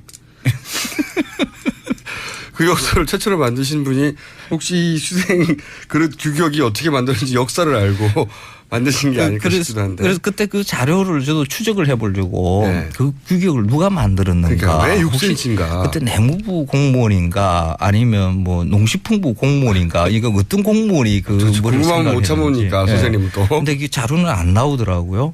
자, 그럼 방송을 통해 저희가 이 수생 밥그릇의 규격 6cm를 결정하신 분을 찾습니다. 한식 세계화 이야기를 참 많이 해요. 외국에 우리 음식을 널리 알리는 거 뭐 이거는 뭐 좋은 일일 수도 있어요. 그런데 이 한식 세계화의 가장 기본은 외국인들이 우리나라에 와서 이 나라 음식 참 맛있다, 품격 있다 하는 이런 것을 이미지를 가지고 가야 되거든요. 그런데 진작에 밥을 먹는 같은 밥을 주식으로 하는 국민들이 또 와서 우리의 그 식당에서 스탠 밥그릇을 갖다가 딱 들여다보는 순간 어떤 생각들을 하게 될 것인가. 신기해하는 건 있습니다. 말씀하셨다시피. 신기하죠. 왜 이게 여기다 밥을 먹지? 이게 이렇게 얇고 차가운 금속 용기에 밥을 먹는 나라는 없거든요. 생각해 보면. 그 식탁이 약간 축축하기라도 하면 막 미끄러져요 밥그릇이. 신기해서 사가는 거예요. 신기해서 진짜로. 사가는 거죠. 네. 너무 신기한 거죠. 근데 그 히스토리를 알면 더 신기할 겁니다. 그렇죠. 그렇게 해서 팔 수는 있겠네요. 히스토리를 붙여가지고. 밥은 그러니까 그 음식이라는 것은 입으로 들어오는 맛도 중요하지만은 그 음식이 차려졌을 때의 품격 이게 어떻게 보면 더 중요할 수 있거든요.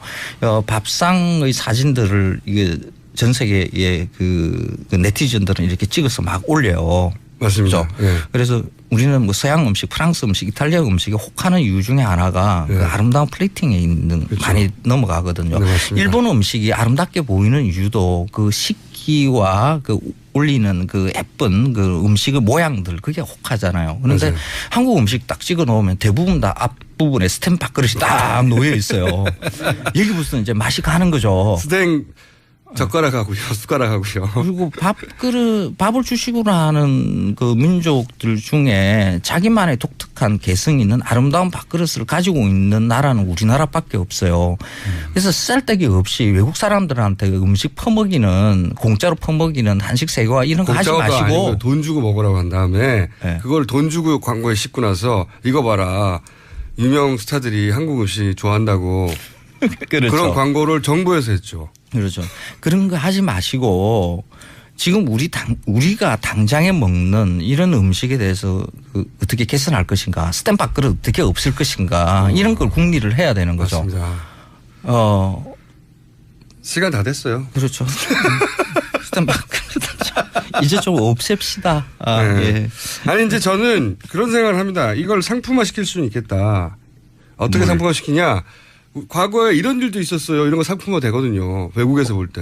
뭐 금전 고무신 이런 거 상품화 그렇죠. 하듯이. 우리는 이런 신발도 신었어요. 그리고 그 외국에 가면 감옥을 아예 이런 곳에서 사람이 잤답니다 하면서 호텔로 바꾸는 경우도 있잖아요. 그렇죠. 그런 것처럼 이런 걸로 밥을 6cm 만들어가지고 다 전 국민이 먹으라고 했어요. 그럼 재밌잖아요. 스토리와 함께 사는 거죠. 그러니까 그런 식의 관광 상품이라 그러면 그러니까 뭐 옛날 과거를 회상하는 이런 거라도 괜찮은데 일상의 것으로 이렇게 쓰고 자랑스러운 한류 문화로 태극기 붙여서 팔 그런 물건은 아니다. 그리고 그 가정에서 쓰고 있는 그릇들 중에 그 안 깨지는 유리 강화 그릇 있죠. 그거 많이 쓰세요. 그게 그것도 그 우리 디자인하고는 전혀 관련이 없는 외국 회사의 것이거든요. 다음 시간에는요. 다음 시간에는 그거하고 네. 외국에서도 놋그릇은 있어요. 굉장히 비싸요. 비싸죠. 그거는 또 어떤 경우인가 그 얘기를 다음 시간에 하기로 하고요. 이런 생은 없지만 자 황교익 선생님이었고요. 예, 고맙습니다. 그리고 그때 박정희 대통령과 공모했다는 게 아들에 의해서 나중에 자서전에서 밝혀졌죠. 네, 이맹희 씨가 그런 네. 사실을 밝혔죠. 대통령과 삼성 회장이 공모하여 밀수했어요 그때. 하지만 구속되지 않았죠. 그러니까 이 삼성 일가의 법적 단죄는 최소한 50년 전에 이루어져야 했던 게 반세기 동안 지연됐던 겁니다. 예, 반세기 동안 지연됐던 정의였기 때문에 50년 전에 축하 공연을 저희가 들려드렸습니다. 김 시스터스에게 감사드리고요. 네. 그리고 혹시 저고리 시스터스에 자세히 아시는 분들이 있으면 저한테 이 논란을 끝낼 수 있도록 정보 부탁드립니다. 네. 저고리 시스터스. 이 이름을 가진 그룹이 다시 나와야 된다고 봅니다, 저는. 자, 제가 개인적으로 이런 500원짜리 내기를 잘해요. 네네. 잘해서 잃어본 적이 없습니다, 거의. 농담이 아니고. 예를 들어서 MBC 나는 가수다 방송 크게 화제가 됐을 때 1등 맞추는 거 가지고 화제가 많이 됐잖아요. 네. 제가 그때 윤도현 씨 방송에 나가고 있었는데 딱 한 번을 제외하고 다 맞췄어요, 1등을. 그러셨어요? 네. 예, 예. 이거는 뭐 신기 이거 상관이 없고 원래 원래 그 투표를 했었잖아요, 현장에서. 근데 이제 우리가 대중이 많은 사람이 참여한 투표를 할 때는 단순히 노래도 중요하지만 노래 때문만이 아니라 스토리가 있거든요, 그 안에. 어떤 스토리가 사람을 움직이는가 하는 관점에서 보면 대충 선거는 예측이 가능합니다. 그래서 한 번도 돈을 잃은 적이 없어요. 750원을 이런 참담한 마음을. 참담한 마음. 예. 네. 근데 웃고 계시는데요? 참담한 마음을 삼성 사장단과 함께 나누도록 하고, 예. 자, 이 대목에서 한정석 판사는 왜 이런 판결을 내렸을까요? 네, 이렇게 이야기했습니다. 새롭게 구성된 범죄 혐의 사실과 추가로 수집된 증거 자료 등을 종합할 때 구속의 사유와 필요성이 인정된다. 아직 언론에 나오지 않은 것 같은데 이제 풀된 건가요? 네네. 오늘 새벽에 영장 관련된 뉴스를 전하면서요. 이렇게 법원에서 알렸습니다. 그렇군요. 이건 이제 그 소위 법원 출입 기자들 사이에 풀된 내용 저희 먼저 알려드렸고요. 예. 근데 저는 이제 단순히 법리적 판단을 넘어서서 이 한정석 판사에게는 대단히 존재론적 결단, 그 정도였을 거라고요. 왜냐하면 앞으로 내가 어떻게 살아가야 하는가. 그런 질문을 스스로 끊임없이 하지 않았을까 하는 생각이 들고, 또 법리적으로는 제가 듣기로는 특검팀이 이렇게까지 했는데, 다른 거 다 제끼고 올인했다고 해요. 이렇게까지 했는데 이걸 빠져나갈 수 있는지 두고 보자 하는 정도로 칭칭 감았다라고 표현하던데, 윤석열 팀의 승리라고 봅니다. 또 한편으로는 어떤 의미에서는 대통령 구속보다 더 어렵다. 대통령은 생각해보세요. 구속된 사람 많아요. 예, 그렇죠. 전례를 보면요. 네. 대통령 구속보다 어렵다고 했었던 삼성 총수의 첫 구속입니다. 첫 구속이죠. 예. 78년인가 9년 됐어요. 예. 지금까지. 자, 이 대목에서 저하고 내기를 했었죠. 이정열 전 부장판사를 연결해서 한번 짚어보겠습니다. 의미를. 안녕하십니까? 좋은 아침입니다. 좋은 아침입니다. 네. 뭐 슬픈 아침인 분들도 있겠죠, 물론. 예. 그런데 예, 그렇죠. 제가 생각하기에는 절대 다수에게 좋은 아침일 것 같은데. 자, 어제 저하고 이제 인터뷰하실 때 저는 이거는 이때까지 79년의 역사를 볼 때 기각될 가능성이 높지만 윤석열 팀이 워낙 층층 감아서 20% 정도 가능할 거라고 본다 하셨는데 그 부장 판사님도 어렵지만 이러저러한 징후 때문에 한 40% 정도는 가능하지 않겠나 이렇게 하셨잖아요. 네. 자, 그걸 다시 한번 설명해 주십시오. 어떤 청신호를 40% 읽으셨는지. 두 가지였었는데요. 첫째는 김기춘 전 비서실장과 조윤선 장관이 네. 두 사람이 한꺼번에 다 구속된 점. 예. 그러니까 둘 중에 한 사람 내지는 두 사람 다 기각되지 않겠느냐라고 비관적인 생각을 했었는데 오히려 그게 더 의외였을 정도로 두 사람이 다 구속됐었다는 점 하나 하고 그게 이제 거꾸로 이재용 부회장의 1차 영장 실질심사에서 기각된 것의 후폭풍이 아닐까. 그렇죠. 그렇죠. 그러니까 법원이 그 영향을 받았다라고 이제 네. 판단하신 거죠. 네. 그리고 또 하나는 당초에 구속영장 청구가 기각됐던 최경희 이화여대 전 총장. 네. 예, 이 부분에 대한 재청구 그 영장이 발부가 된 점, 요 두 가지였었습니다. 네. 이제 그 영장 발부, 두 영장 발부를 보시면서 이것은 통상적으로 법원은 영장 실질심사하는 사람들은 어쨌든 법원 내에서도 엘리트고 서울중앙지법에서는 네. 절반에 이르지 못한 정의다 이렇게 보시는 거군요. 네, 아직 멀었습니다. 아직 멀었다, 갈 길이 멀다. 네. 그 충분히 납득이 되고요. 하지만 일단 일일이 한번 하고요. 그렇죠. 좋은 건 좋은 거죠. 네. 네. 이거 정말 대통령보다 구속이 어렵다고 했었어요. 저는 이런 얘기 많이 들었습니다. 네, 맞습니다. 네. 네. 그게 한 곱이 넘어갔다는 게. 자, 그리고 그게 사실 촛불을 들었던 그 사람들의 마음이 가장 큰 작용을 했다는 게, 예. 그거를 사법부에 계셨던 분으로서 웬만해서는 그 여론의 영향을 받지 않고 그러기엔 너무 자존심이 센 사람들인데 받았다고 하시니까. 네. 촛불을 들었던 한 사람으로서 기쁩니다. 자, 이게 박근혜 대통령 탄핵 심판에도 영향을 준다 주지 않는다 여러 가지 말들이 많은데 네. 이 판사들의 마음 있지 않습니까? 뭐 헌재에 계신 분도 결국 평생 판사하셨던 분들이니까요. 판사의 마음의 감정이입을 해보시면 어떻습니까? 법리를 떠나서. 이 사건 자체는 탄핵 심판에 영향이 없을 겁니다. 그러니까 네. 1차에 그 이재용 부회장 영장 기각됐을 때도 이게 탄핵 심판에 영향이 없듯이, 네.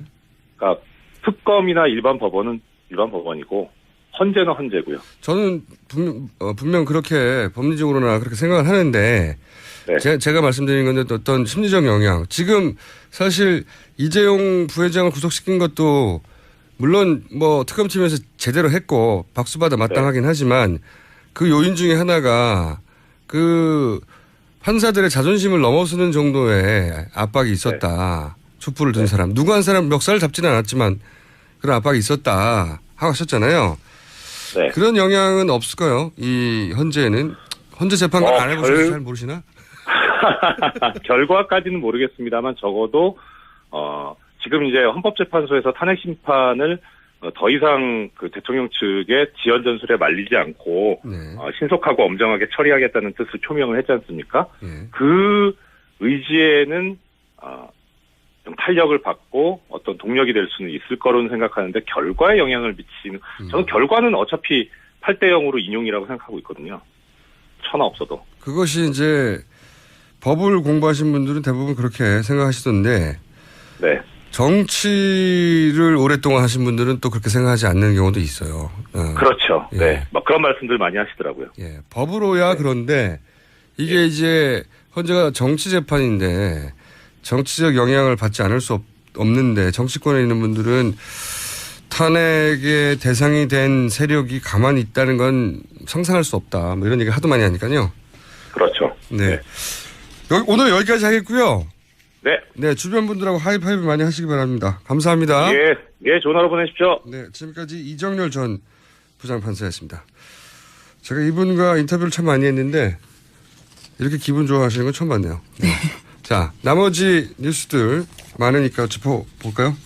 네, 청와대 압수수색은 무산됐습니다. 서울행정법원은 어제 청와대 압수수색을 막는 청와대 처분을 취소해달라라는 특검에 신청을 각하했습니다. 그렇군요. 압수수색 사실 이런 의미예요. 제가 보기에는 아니 법원은 영장 내줬지 않냐. 네. 압수수색 영장요? 네. 예. 우리 보고 어떻게 하라는 거냐. 이런 의미로 이해가 됩니다. 사실 청와대가 안 한다는데 우리가 이걸 다룰 지금 계제가 아니야. 물론 법적으로 따지면 굉장히 저도 자세히 읽어봤는데 복잡하게 써 있습니다만 이 공을 우리한테 던지면 어떡해. 영장 내줬잖아. 특검이 알아서 해. 이런 의미입니다. 압수수색 못하겠군요. 이 압수수색을 위해서 필요하다고 그 통화 기록들. 네, 차명폰 통화 기록이었죠. 네, 그러니까 특검에서는 특정했다고 했죠. 이 폰과 이 폰, 이 번호와 이 번은 최순실과 박근혜 대통령이 통화한 것이고 횟수를 다 특정하였다고. 그래서 이 폰을 찾아야 되겠다고 이런 이유도 내세웠는데 일단 압수수색은 안 될 것 같고 압수수색이 안 될 뿐만 아니라 대통령 대면 수사도 사실은 대면 수사의 필요성이 더 커졌단 말이에요 이제. 네, 그렇죠. 뇌물을 준 사람으로 특정이 됐고 받은 사람이 이제 박근혜 대통령이 되는 거잖아요. 이렇게 되면. 예, 그 혐의가 상당 부분 소명이 됐다라고 법원에서 판단하고 그러니까요. 있기 때문에요. 그러니까 준 사람은 잡혔고 이제 네. 받은 사람을 수사하는 필요가 분명히 특검 수사 종료되기 전에 필요한데 안 한다고 했지 않습니까? 대면 수사. 네.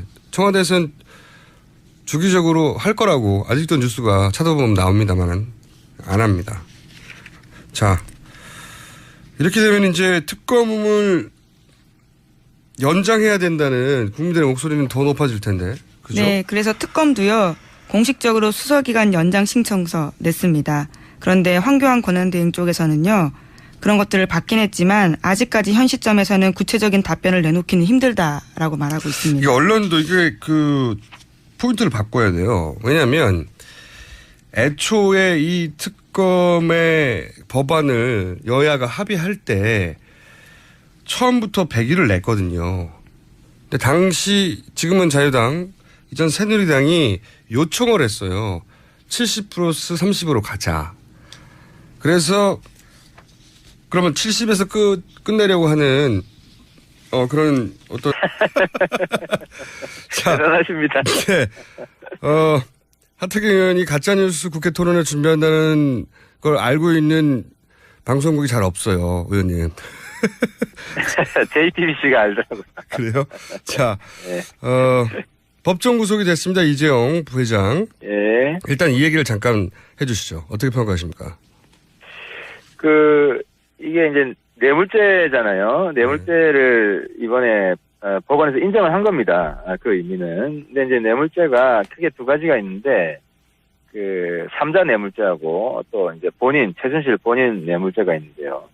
이제 어딥니까? 독일에서, 네. 말 사준 거. 네. 말 사준 거는 그게 한 35억 되는데, 그건 이제 최순실 본인에 대한 뇌물죄로 돼 있고, 네. 그 다음에 위르 K스포츠재단, 그 다음에 장시호, 유명한 장시호 동계스포츠재단, 네, 보낸 돈 한 300억 됩니까, 대략. 그거는 이제 삼자 뇌물죄가 돼 있습니다. 네. 삼자 뇌물죄라는 거는 박근혜 대통령도 뇌물과 관련이 있다는 그렇죠. 것이기 때문에 이 부분은 이제 박근혜 대통령 탄핵 사유에 뇌물죄 부분이 들어갈 수 있는 그런 가능성이 아주 높아진 그런 판결이라고 보여집니다. 네. 그러면 이제 당연히 특검 연장이 돼야 되는데 이런 성과를 내고 있는 그런데 특검 연장을 황교안 대통령 권한대행이 하지 않을 가능성이 굉장히 높지 않습니까? 지금 상황으로 봐서는. 그런데 그거는 이제 본인의 대선 출마랑 좀 관련이 있을 것 같아요. 이게 왜냐하면 본인이 이 대선 출마를 하면 네. 특검 연장 거부를 할 것 같고요. 만약에 출마를 안 하면 연장시킬 수도 있다고 봅니다. 왜냐하면 이제 출마를 하게 되는데 특검이 연장이 되면 이제 탄핵 이후까지 특검이 계속 되는 거거든요. 네. 그렇게 되면 이제 지금 탄핵이 한 3월 초 정도로 예상이 되고, 그럼 특검은 또 한 달이니까 3월 말까지 되는 거 아닙니까? 네. 그러면 이제 계속 특검 관련 뉴스가 나와서 황교안 본인에게 불리하다고 생각할 수밖에 없죠. 그래서 황교안 대행의 방금 말씀드린 대통령 출마 여부와 좀 관련이 있을 것 같고, 그럼에도 불구하고 이번에 특검이 이제 이재용 구속을 시켰기 때문에 네. 연장을 거부하면 굉장히 큰 저항에 부딪힐 것 같습니다. 근데 이제 뭐 그런 큰 저항, 지난 탄핵안 통과시킬 때 생각해 보시면 뭐 엄청난 저항, 국민들이 막 200만씩 길거리에 나와도 그래도 당시 새누리당은 탄핵 안에 통과에 대해서 반대했지 않습니까? 그러니까 황교안 대행도 그런 저항은 당연히 예상되지만 그럼에도 불구하고 거부할 것 같다는 전망이 우세한데 만약에 이럴 경우 바른정당 차원에서는 어떻게 대처하실 생각인지 계획이 있습니까? 황교안 대행에 대해서요? 네, 거부권 행사 연장이 안 된다면. 연장이 안 된다면은 뭐 저희들도 황교안 규탄에 나설 수밖에 없죠. 규탄을 하시는데 특검은 어떻게 연장시킬 수 있을까요? 특검은 사실상 그럴 경우에는 네. 어렵죠. 어렵고 예. 검찰 그때는 뭐 행정적으로는 그렇습니다. 행정적으로는 예. 검찰에서 다시 이 특별수사본부를 구성하는 수밖에 없지만 어쨌든 그럴 경우에 황교안 대행이 제2의 박근혜가 될 수가 있는 거죠. 이건 어떻습니까? 물론 지금 정세균 국회의장이 직권상정에 대해서는 굉장히 소극적이고 그 자체를 잘 행사하려고 하지 않는 성향의 분이긴 한데 여차저차 직권상정이 된다면 바른당 입장에서는 연장의 찬성표를 던질 분들이 얼마나 될까요? 100%죠. 연장 자체는 예, 특검 연장에 대해서 우리 바른당 당론으로 네. 정했습니다. 정했고 특검 연장을 지금 이제 자유한국당이 반대하는 걸 말씀하시는 거 아니면 국회를 통과하고 나서 황교안 대행이 그거를 수용 안 하는 걸 말씀하시는 거예요? 아니죠. 제 말은 직권상정이라고 하는 이제 좀 비정상적인 절차를 통해서라도 상정되기만 하면 거기서는 이제 찬성표를 바른당은 던질 거라는 거죠. 제가 궁금했던 건 그겁니다. 그러니까 이제 직권상정이 두 가지인데 네.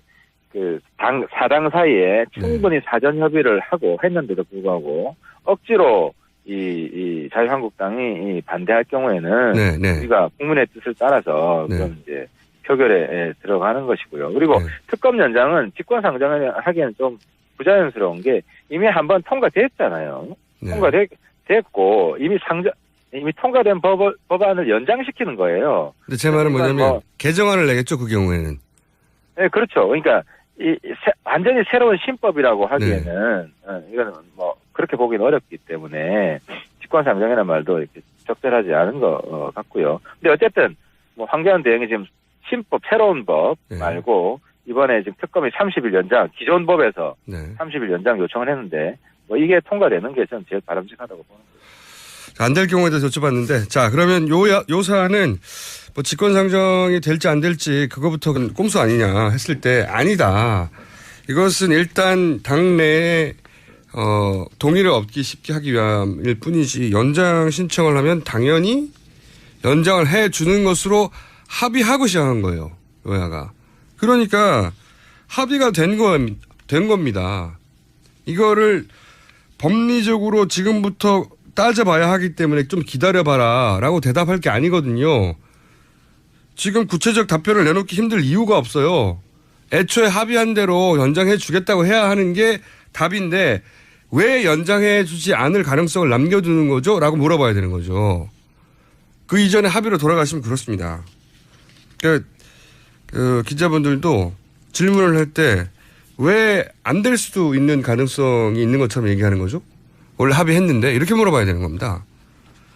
안 해줄 것 같죠? 이러는 거 보면.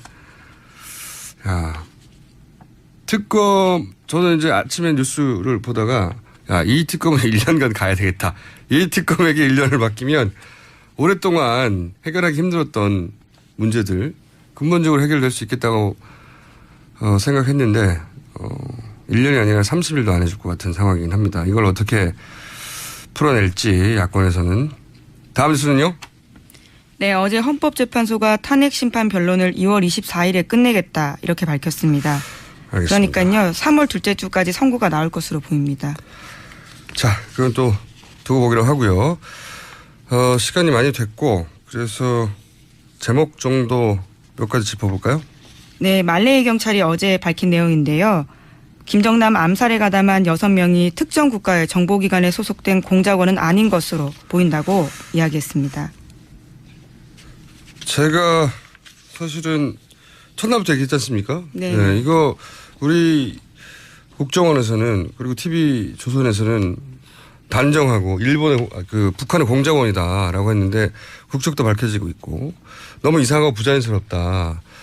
무슨 택시를 타고 도망가냐. 훈련된 게다가 훈련된 스파이들이 얼굴을 다 드러내놓고 네, CCTV에 상당 부분 다시 돌아오고 그래서 그런 얘기도 했었어요. 제가 이 사람들은 상대가 김정남이었는 것도 몰랐을 수 있고 그리고 이 사람들은 고용된 사람인 것 같고 그 고용주들이 누군지 밝혀도 또 한 번 쿠션을 먹고 그 뒤에 그 소위 이 두 번째 고용주들 있을 수 있다 이렇게 생각이 들어요. 저는 이 사건이 명명백백하게 밝혀질 가능성은 대단히 낮다고 보고요. 예.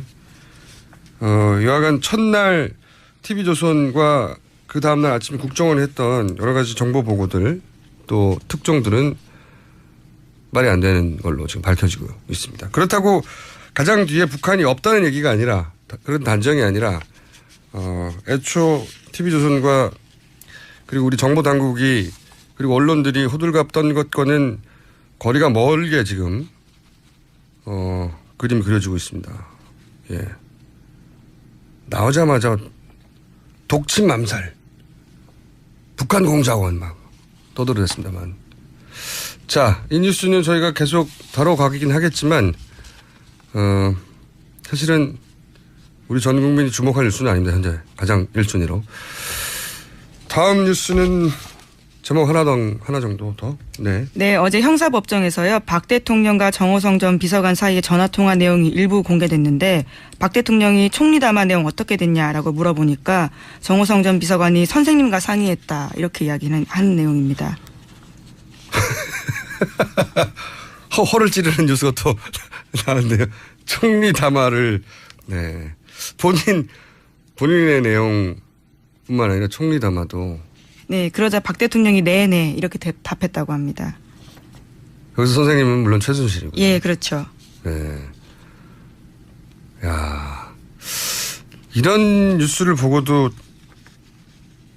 주말에 박 대통령은 아무런 죄가 없다고 성조기와 이런 거 들고 나오시는 분, 성조기 하니까 또 생각났네요. 이재용 부회장 영장 실질 심사하는데 들어가는데 성조기 들고 왔어요. 또 그분들이. 예, 법원 앞에서. 이재용 부회장하고 성조기가 무슨 상관입니까? 진짜. 그 뉴스 그 사진 보고 정말 황당했는데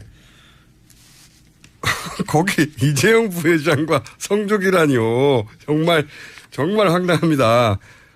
여하간 성조기를 들고 나가시는 분들은 제 방송을 안 들을 것 같긴 한데 총리 담화도 대통령이 최 선생하고 상의했답니다. 네, 이렇게 녹취가 나왔네요. 이런 내용을 처음 들었던 검찰이 좌절했다고 표현했던가요? 초반에 검찰 수사. 예, 그런 내용이 나왔었죠. 네, 대통령이 이렇게까지 무능하냐 싶어서 이런 녹취를 처음 들었던 검찰들이 충격을 먹었다고 했는데 지금은 저희도 충격을 안 받습니다. 그런데 처음 봤던 사람이 아니 대통령이 총리 담화 내용을 최순실한테 듣고 오면 어떡해 이런 충격을 받았겠죠. 여기까지 하겠습니다. 시사인의 김은지였습니다. 감사합니다. 예, 안녕하세요. 하태경입니다. 네, 조용히 하고 계신데 저희가 차단했습니다. 그분들이 자존심도 강하고 해서 본인들이 내렸던 결정에 대해서 뒤집는 경우가 잘 없고 더군다나 이렇게 큰 사건일 경우에는 한 사람의 이름은 나오지만 세 사람이 미리 얘기하기 때문에 그렇죠. 예, 이미 다 얘기됐던 걸 다시 뒤집는다는 건 자기 자존심도 허락하지 않는 일이다. 네. 근데 그걸 뒤엎는 정도의 후폭풍을 법원에서도 느낀 게 아닌가 이렇게 이제 말씀하셨잖아요. 네, 그렇습니다. 네. 네, 그것이 국민의 힘이 아니라면 사실 이게 설명이 안 되는 부분이었거든요. 그래서 조심스럽게 좀 이재용 부회장에 대한 구속영장 발부도 가능성이 좀 있지 않겠나 했는데 그래도 솔직히 많은 국민들도 그러시겠지만 네. 아직 법원에 대한 믿음이 이렇게 있지는 않은 상태예요. 그러니까 사법부에서 쭉 부장판사까지 하셨지만 네. 사법부 내의 이제 분위기라든가 특유의 자존심이라든가 특유의 네. 내부 논리로 볼 때 그럼에도 불구하고 이게 여론의 영향을 잘 안 받아 판사들은 네. 이 정도 되면 하셨고 이번에도 그러지 않을까 싶었는데 이번에는 이제 그걸 넘어서는 영향이 있었던 거군요. 말하자면. 이재용 부회장만 놓고 보면 그렇긴 한데요. 네. 이 지금 가치 영장 청구된 그 박상진 사장의 네. 구속영장 청구 기각 사유를 보면 아하. 아직도 정신 못 차렸구나. 그건 왜 그렇습니까? 그리고 그러니까 이재용 부회장도 사실 발부하기 싫은데 어쩔 수 없이 한다라는 그런 그 뉘앙스가 상당히 많이 좀 감지가 됐었습니다. 보니까. 네. 그러니까 이유는 그 박상진 박상진 사장 구속영장 청구 기각 사유를 보면 피의자의 지위와 권한 범위, 실질적 역할 등에 비추어 볼 때 구속의 사유와 필요성을 인정하기 어렵다. 이렇게 지금 나왔는데요. 네. 보통 이런 경우에는 그러니까 지금 이 박상진 사장의 역할이라는 것이 이재용 부회장과 공모 관계 내지는 최소한 방조인데 네. 그런데 액수라던가 내지는 그 삼성의 구조 그리고 이 사건의 어떤 중대함을 보면 권한 범위나 실질적 역할이 적다는 취지잖아요. 이게 이 말만으로는 그렇습니다. 예. 그렇죠. 그러면은 이재용 부회장이 거의 다 했다는 얘기가 됩니다. 이게. 그러네요. 그렇게 해석하면. 그러면은, 그렇게 보면, 이 사건에서 이재용 부회장은 엄벌을 면할 수가 없다는 식으로 해석이 되기는 한데, 그거는 뭐 긍정적인 신호인데, 네. 이 삼성의 구조라든가, 이 그간의 일련의 이 과정들을 보면, 이 박상진 사장이 단지 하수인일 뿐이냐, 아무 어떤 의사결정에 영향을 미치지 못하고, 그냥 시키는 대로 하는 사람이냐, 예. 그건 아닐 거거든요. 저는 이렇게 이제 이해했었거든요. 삼성의 상징적인 그 인물인 네. 한 번도 단죄된 적이 없던 총수 일가를 구속했으니 나머지는 여러 가지 뭐 경제 여건이라든지 그런 얘기 많이 하잖아요. 국가 경제라든지 네네, 뭐 그렇죠. 삼성의 내부 사정이라든지 봐서 죄가 없다기보다는 이 정도에서 왜 가족을 구속시킬 때 아버지 구속했으면 아들을 구속하지 않고 이런 의미로 받아들였는데 그렇게 볼 수 없습니까? 그러니까 그것이 바로 정신 못 차렸다는 그렇군요. 생각입니다. 네. 그러니까 그게 그렇게 보게 되면, 네. 그러니까 지금 뭐 어제도 그렇고 계속 이제 최동 전 총장님 인터뷰도 나오고 했었는데, 예. 이 박상진 사장뿐만 아니라 그 외에 뭐 최지성 부회장, 장충기 미래전략실 차장이라든가 황성수 팀장 전무 네. 이런 그 외에 이제 입건된 삼성 수뇌부들이 있는데 최고위급들이 총동원됐죠, 사실 이 일에. 그렇죠. 예. 네. 그러면은 특히 예를 들어 지금 우리가 가장 분노하고 있는 게 이 국민의 노후 보장이 좀 담보되어 있는 국민연금을 가지고 네. 피해를 입혔다는 거잖아요. 네. 지금 오늘 이제 발부된 이 영장, 이 사건에선 국민연금은 크게 지금 연관성이 특히 박상진 사장 관련해서는요. 예. 그럼 이 문구를 그대로 대입해 보면 이 나머지 최 부회장이나 장 사장이나 이 사람들에 대한 구속영장도 어렵겠구나. 이렇게 해석이 되거든요. 그러면은 그런데 예. 판사님은 박상진 삼성전자 대부분 사장 겸 대한승마협회장의 기각된 영장을 3차로 다시 신청해야 한다는 말씀이십니까?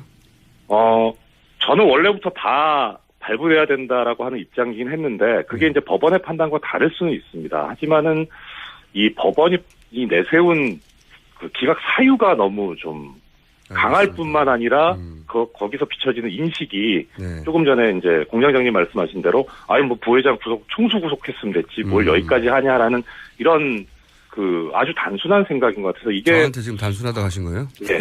아니요.